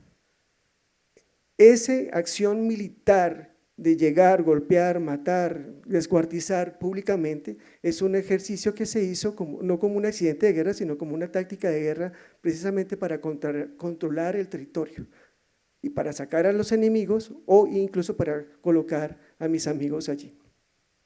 Esta dinámica entonces se da en estos años, se da justamente en el proceso de negociación entre Pastrana y las FARC. Había habido un crecimiento del bloque Tolima en este territorio y me devuelvo entonces acá, esta raya azul se refiere a toda la dinámica de reconquista del territorio de las FARC de toda esta zona. Esta es la zona, perdóneme, la zona más alta de la cordillera central. Sí, Ataco, Chaparral, Río Blanco y Planadas. Esta es la zona de la cordillera central, aquí comunicamos hacia el valle, Cauca, Huila y pues Tolima y Huila. Mientras en estos años se estaba dando, esta dinámica de confrontación tan fuerte, el café que se seguía produciendo incluso por el aislamiento propio de la zona, un paréntesis, varias de las variedades de café sobrevivieron en esta zona justamente porque el Estado no llegaba allí por la presencia de la guerrilla. Eso generó una variedad de especies que le da una riqueza al territorio en términos de posibilidad de explotar cafés orgánicos, cafés especiales, cafés gourmet, cafés del todo tipo, y se da, entre otras cosas, porque al territorio, repito, no entró el Estado con fuerza. Pues como en otras zonas, entró, barrió lo que había e hizo solo una variedad. No voy a entonces, mientras se estaba dando toda esta dinámica de confrontación que produjo esa cantidad de hechos victimizantes, el café que se había quedado acá se comercializó hacia el sur, por Neiva. Otro paréntesis, en su momento este territorio tuvo cultivos de amapola, entonces fue en los 4 municipios había aeropuertos, en las zonas bastante alejadas, se viajaba con mucha amapola, etcétera, se cae el precio de la amapola, desaparece este sembrado en esta región y por una orden de las FARC, dicen los abuelos, no he hablado con ellos todavía, pero lo voy a hacer, espero contactarme con Jerónimo, Jerónimo está en el otro mundo, con otro personaje. Bueno, según algunos abuelos, este contacto, ellos dan la orden de que no se siembre coca en este territorio. Y esa orden tiene que ver con la lógica, con la manera como los comandantes entendieron el papel del territorio en la guerra. No sembrar coca significaba bajar la confrontación con los paramilitares, tener menos disputa con ellos y tener entonces una zona de retaguardia donde pudieran estar pues más cómodos, algunos que necesitaban recuperarse o hacer otro tipo de cosas. Esa dinámica del territorio es la que le da la oportunidad al café para mantenerse. Entonces el café se mantiene por cierto aislamiento, la población lo aprovecha, se mantiene porque las FARC deciden que no haya más cultivos ilícitos después de la bonanza de la amapola y se mantiene a través de una serie de redes que conectan este territorio no con Ibagué ni con Bogotá, sino con el Valle, Huila y con las otras zonas que vienen a ser conexiones que pues, están desde los 50 ahí en contacto.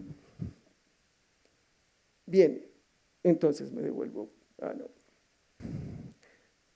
Este bajón, digamos, de hechos, tiene que ver con el proceso de desmovilización de las autodefensas. El bloque Tolima se desmoviliza en el 2005, entonces se da como un respiro en el territorio, pero se reacomodan las fuerzas. Al mismo tiempo que se baja la confrontación con el paramilitarismo, pues con el bloque Tolima en ese sector, el Estado colombiano fortalece su acción y cambia su estrategia y rompe el proyecto de las FARC de tomarse a Bogotá. Simplifico. Y entonces este nuevo pico de violencia tiene que ver con la confrontación entre las FARC y el ejército colombiano. Toda esta historia ha permitido, bueno, estos son el cultivo del café en el Tolima que se ha crecido, cifras para que los consideren, esas son unidades productivas, el 70% de las unidades productivas de los 4 municipios se dedican al café, el 76.5% del área que tiene cultivos productivos están dedicadas al café, etcétera. Toda esta dinámica ha llevado un proceso bien complejo. Por un lado, le ha permitido que algunos campesinos se organizaran, se asociaran y que aprovecharan algunas dinámicas de apoyo por ejemplo, de USAID o del mismo Estado a través de consolidación para generar asociaciones que terminaron jugando con cafés especiales, saliéndose del circuito del comité de cafeteros que compra todo a bajo precio y nos vende pasilla. Es un café muy malo. Sí, o sea, no tomen Águila Roja, eso es la basura de café que hay. Si usted quiere café bueno, entonces tienes que conseguir un café distinto. Yo les digo dónde.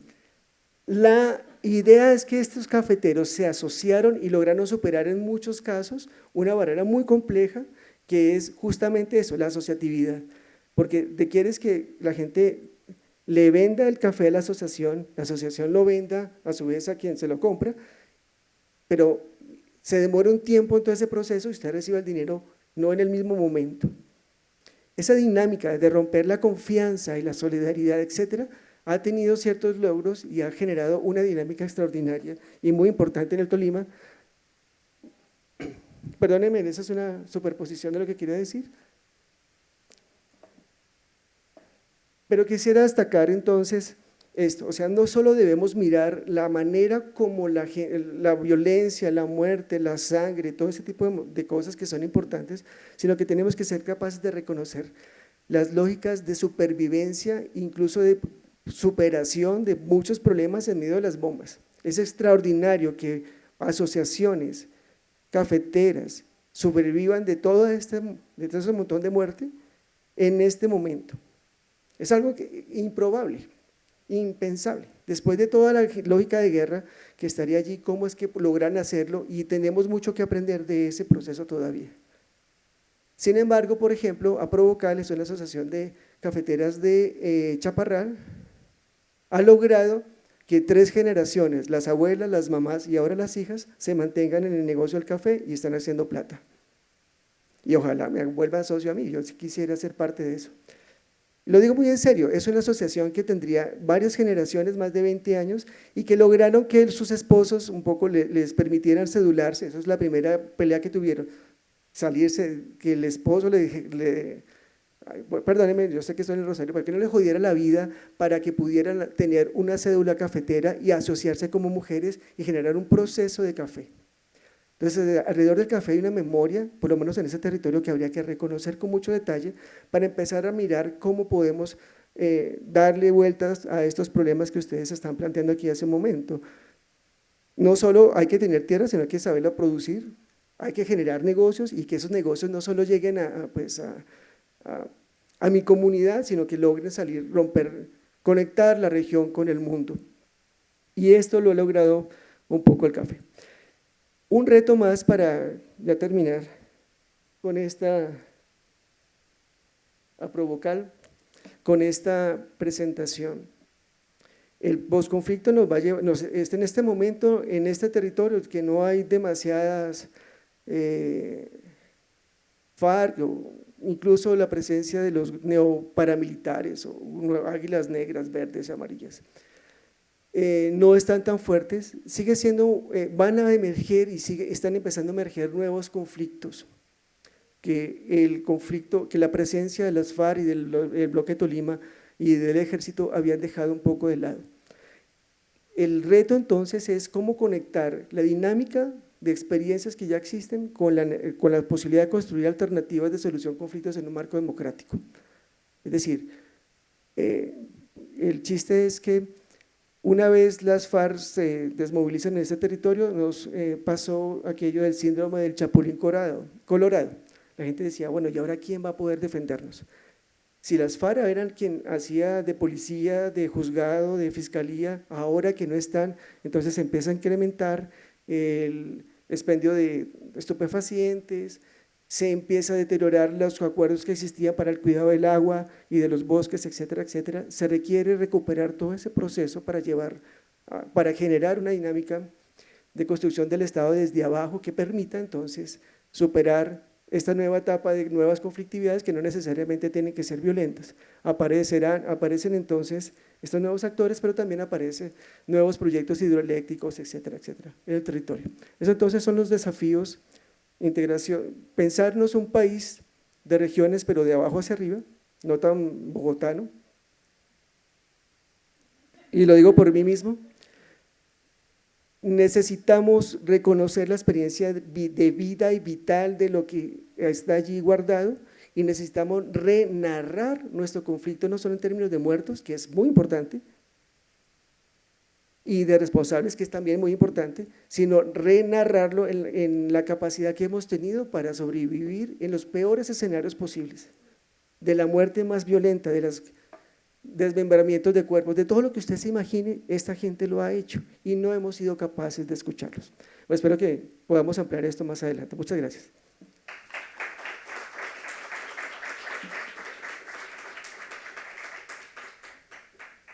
Muchas gracias a nuestros panelistas, muy interesantes sus intervenciones.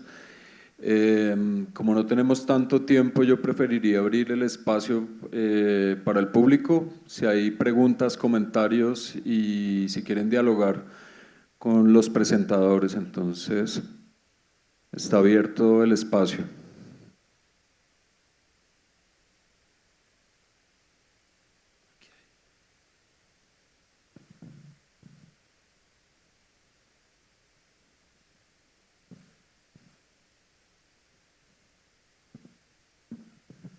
Bueno, muchas gracias a todos.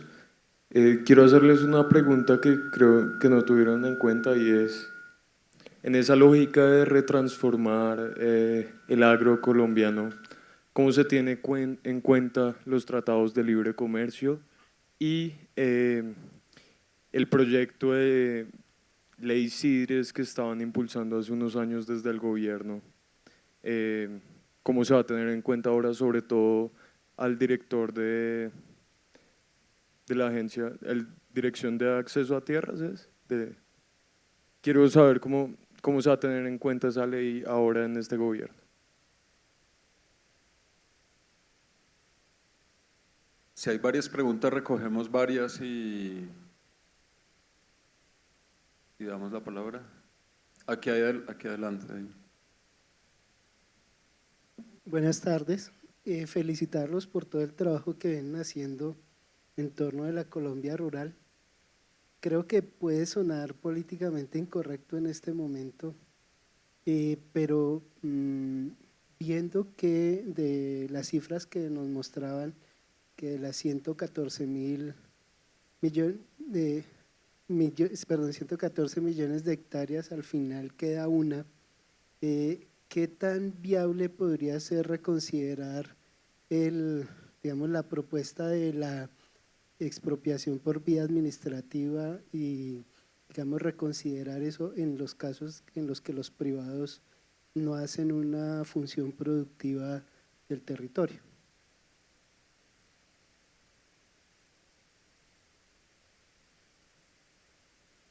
Sí, bueno. Gracias. Y no solamente cuál sería el panorama de la situación de la tierra a partir de la sanción de la ley CIDRES, sino de la nueva ley de tierras, que es mucho más regresiva.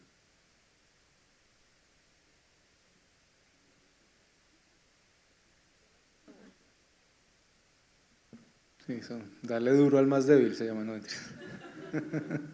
Estamos como la política de drogas.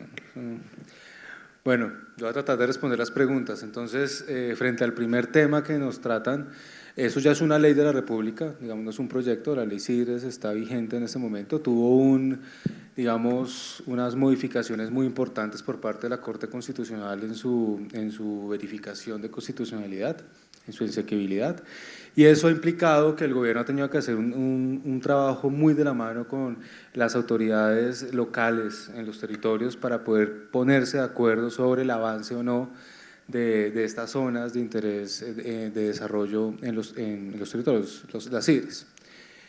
En este momento ya hay una CIDRES declarada, que es la CIDRE de Puerto López, en el departamento de Meta.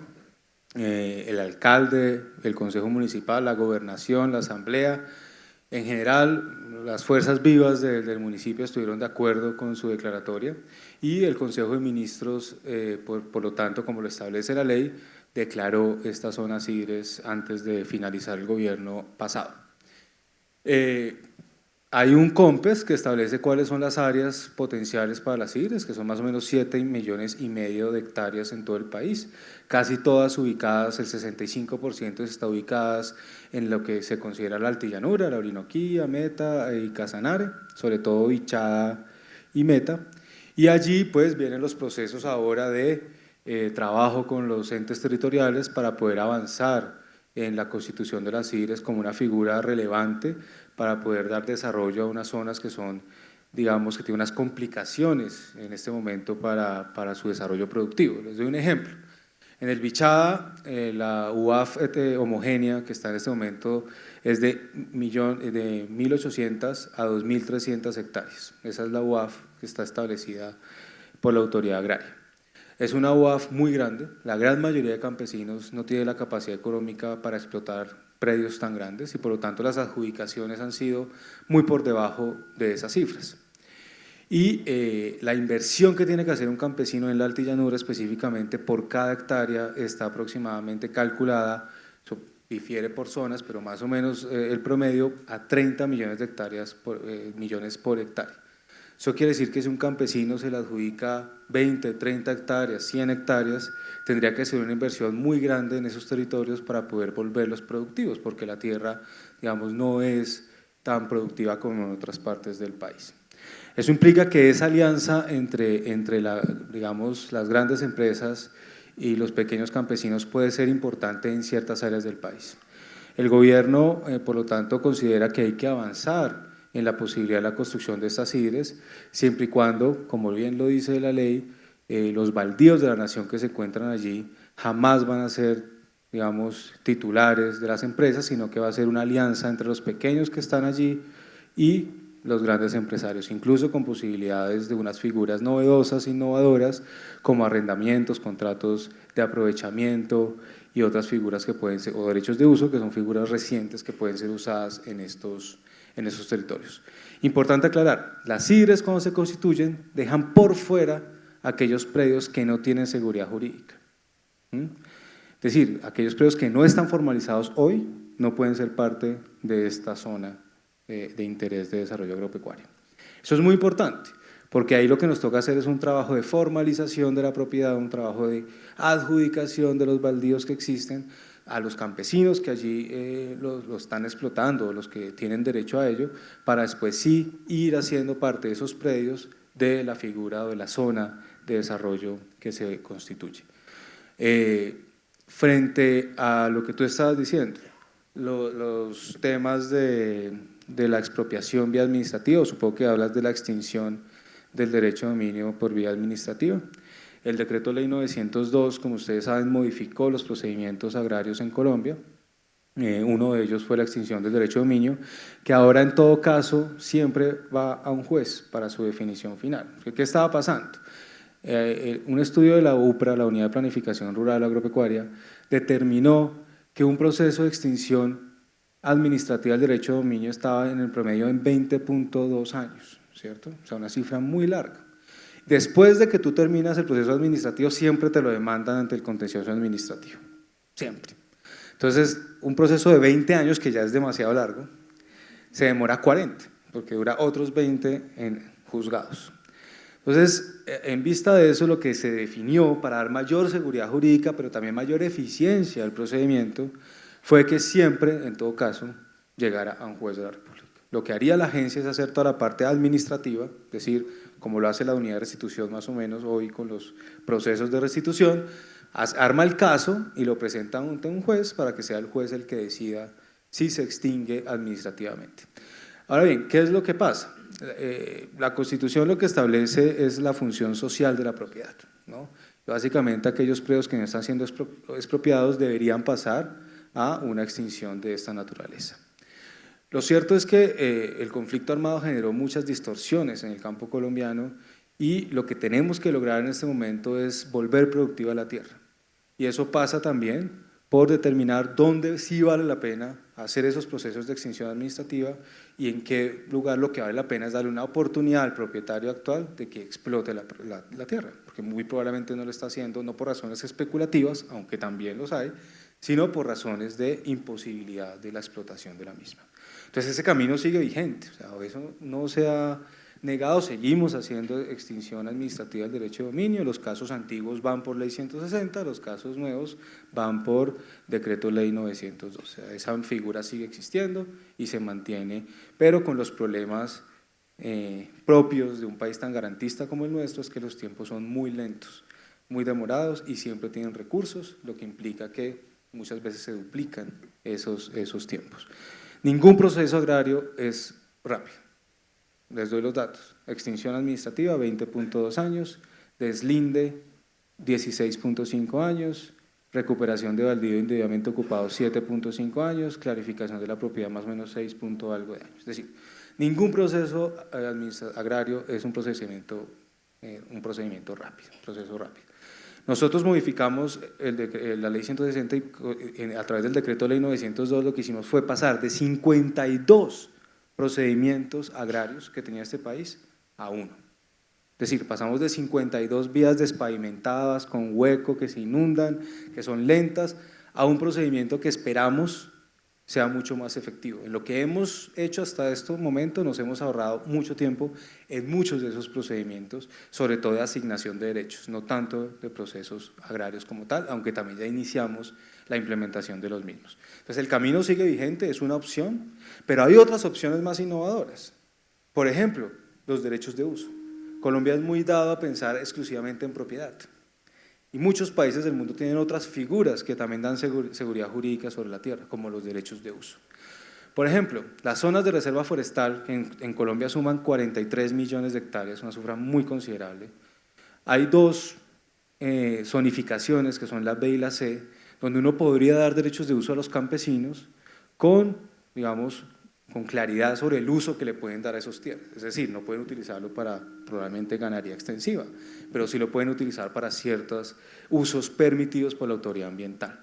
Eso ya es una realidad hoy. Nosotros lo logramos a través del Acuerdo 058 de la Agencia Nacional de Tierras, que nos permite dar derechos de uso no solamente en esas zonas, que nos sumarían 3.5 millones de hectáreas, que hoy la única respuesta al campesino, o bueno, que hace 3 meses la única respuesta al campesino era decirle, se tiene que ir de acá, usted no puede estar acá, señor, venga y lo saco, ¿y a dónde me lo llevo? ¿Dónde me lo llevo? Hoy en día le podemos decir, no, puede permanecer acá, venga, hacemos unos planes de transición económica de lo que usted está produciendo, venga y yo controlo el tipo de producción que usted está haciendo acá, pero usted puede quedarse aquí con seguridad jurídica sobre la tierra, incluso con derecho a la cesión a los hijos. Eso es un cambio fundamental que también nos da una nueva forma de ver la relación entre el campesino y el bosque. La normatividad ha hecho que el campesino se vuelva enemigo del bosque. Entonces, venga, si usted quiere que le sustraiga, corte bosque para demostrarme que hoy ya no es un bosque y yo hago la sustracción de la reserva forestal. O si usted quiere que yo le adjudique, corte y produzca en las 2/3 partes para que usted pueda ser adjudicatario según la ley 160. Yo creo que esa no es la forma en que nos toca ver la relación entre el campesino y el bosque, sino una relación, digamos, mucho más colaborativa, y yo creo que ellos están dispuestos a hacerlo. Y la última pregunta que tú hacías, no solamente sobre la ley CIDRES, que ya está vigente, sino sobre la nueva ley de tierras. Es una ley que tuvo una discusión muy amplia en el gobierno pasado, fue radicada por el gobierno pasado en el Congreso de la República, y ahora está en la discusión propia del Congreso para ver cuál va a ser la posición del nuevo gobierno frente a esa norma y obviamente, los congresistas, los demás partidos, sobre las posibilidades que existen o no sobre esa norma. Nosotros como agencia técnica lo único que hicimos fue dar todos los insumos técnicos para que se pudiera crear una norma que resolviera muchos de los problemas que existen hoy sobre la tierra. Hay algunos temas que nos gustan mucho, hay otros temas que nos parecen, digamos, todavía que hay que discutir profundamente con los diversos sectores, pero yo creo que trae cosas muy importantes para la gestión sobre la tierra. Hay otras que, insisto, hay que seguir discutiendo para mejorarla probablemente al interior del Congreso de la República, o la sociedad misma, la academia puede dar también muestras de su interés con propuestas novedosas a la misma. Creo que resolví las 3 inquietudes que estaban.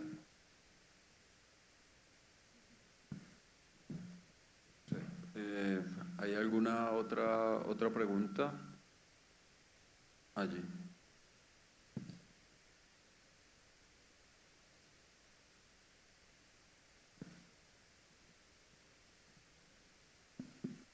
Una pregunta que te hago para todos. Es que se nos viene hablando muy bien, lo felicito a todos los que están aquí, pero es que el problema de nosotros las tierras en Colombia me parece que está tan infantil y yo no le veo solución en este momento. Yo vengo de un territorio donde se dice, esto aquí mando yo y esto es mío. El Estado no tiene fortaleza para proteger a los campesinos. El Estado se quedó en leyes y decretos, pero en la realidad, hoy tenemos muchos líderes de tierra, los que están muriendo en los 170 y pico del país son reclamantes de tierra.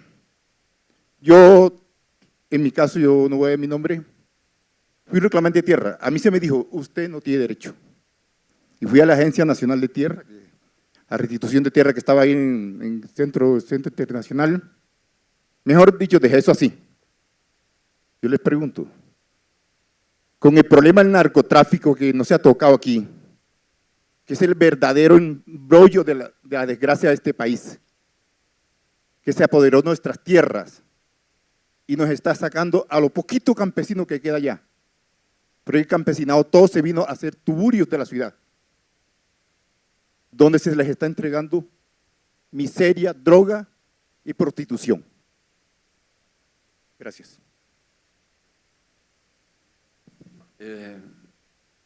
No, pues que hable. Lo que plantea el campesino es de gran importancia. Yo creo que, pues digamos, lo que está pasando con los líderes campesinos y reclamantes de tierra, pues es una preocupación de la sociedad. Creo que hasta hace muy poquito tiempo se está visibilizando de la manera como lo que está haciendo, y yo sí creo que es un problema nacional que hasta ahora nos estamos dando cuenta. En Colombia hasta hace muy poco tiempo se mataba un líder campesino y lo que pensaba la gente era que estaba haciendo algo malo, decían, seguro no estaba rezando. Creo que hay una sensibilización importante en este momento y el Estado colombiano está llamado a proteger a esos campesinos y a esos líderes porque son las personas que realmente son las que ponen el pecho y defienden los derechos de las otras personas y de los otros campesinos. Creo que lo que está usted poniendo en relevancia es la debilidad estatal de Colombia como Estado, su capacidad limitada de hacer presencia en las regiones, lo que el profesor Uribe nos planteaba como que las personas estaban muy temerosas porque la guerrilla se había ido y ahora ¿quién iba a poner orden? Es un problema de muchos, digamos que ha pasado mucho en lugares en donde ha habido procesos de paz. O sea, cuando después de un proceso de paz, desgraciadamente en general hay una exacerbación de la violencia que definitivamente sí la estamos viviendo en Colombia. Y creo que la única solución, si la hay, digamos que yo en estos sigo siendo optimista, es en el fortalecimiento de la capacidad del Estado de hacer presencia en los lugares y regular no solamente la propiedad sobre la tierra, sino todo aquello que hace que valga la pena tener tierra, es decir, poder vivir de ella, porque como lo mencionó Javier y el profesor Uribe, pues usted con un poco de tierra que no puede hacer nada es lo mismo que no tener nada. Y entonces pues desde la academia uno lo único que puede decir es, mire, esto es un problema de capacidad del Estado, de desarrollo del Estado y pues también de maduración de la sociedad.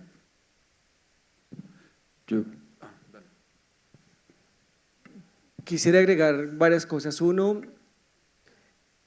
no es el Estado allá, somos nosotros haciendo el Estado que necesitamos, eso lo tenemos que trabajar mucho más. Dos, el tema del narcotráfico no solo pasa, pues claro, por toda la manera como ha transformado el sector rural, sino también como ha transformado las vidas de muchas personas. Me parece clave que empecemos a reflexionar sobre el consumo mucho más allá de una cosa moralista.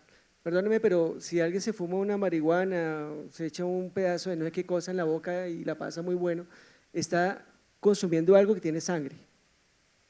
Sangre, mucha. Y por una razón, por mera diversión.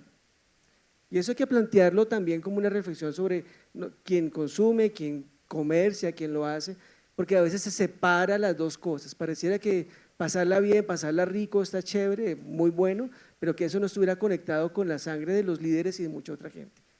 Tercero, creo que también hay que pensar que no hay que poner el pasado de donde estaba la guerrilla, que era como un paraíso.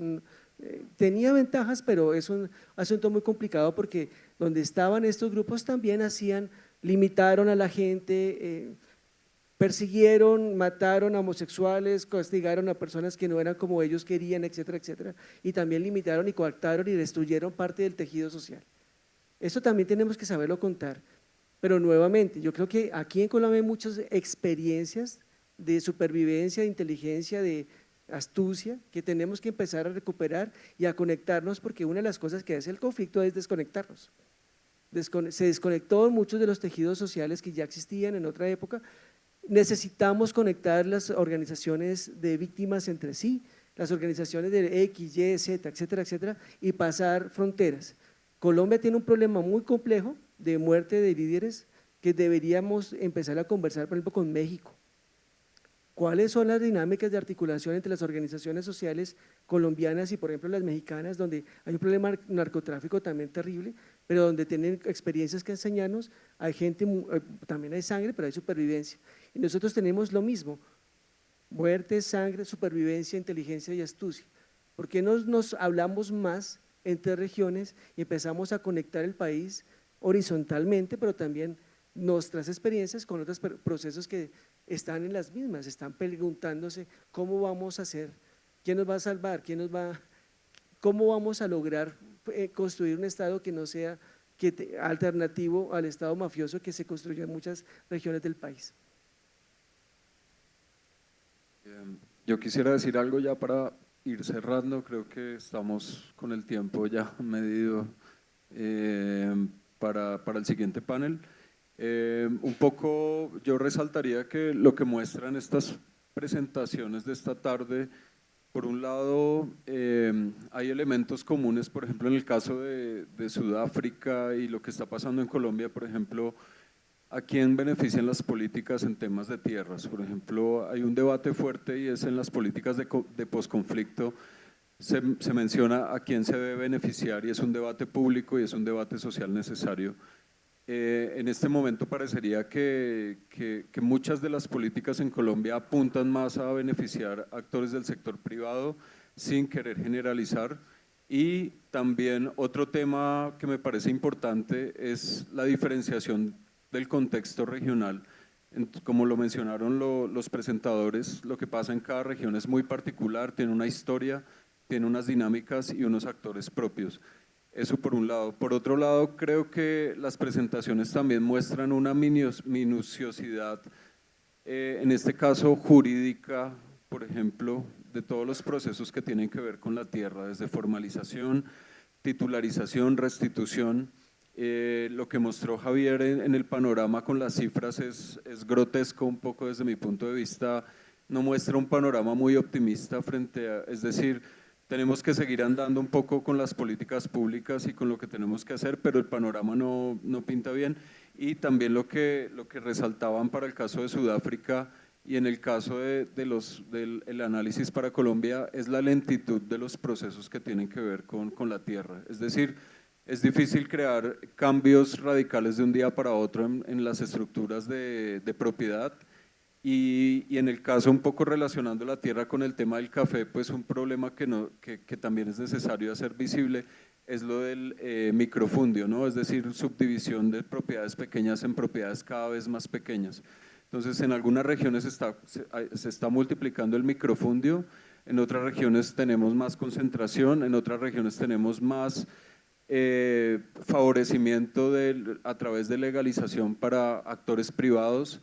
Entonces el panorama, si armamos el mapa nacional, pues tenemos una complejidad, una superposición de muchos procesos políticos en marcha, económicos relacionados con las dinámicas económicas, también jurídicos y digamos se complejiza un poco la situación con la implementación de los acuerdos, dentro de lo cual pues hemos ido conociendo que se hace cada vez más difícil el acceso a la tierra, por ejemplo, para excombatientes, y tampoco es claro cómo se va a formalizar la tierra para campesinos cocaleros, un poco reaccionando también a la pregunta del tema del narcotráfico. Entonces, un poco le doy las gracias a los panelistas por muy estrictos con el tiempo en las presentaciones, gracias por sus preguntas y su asistencia y los invitamos pues a continuar en las actividades de la conferencia. Gracias.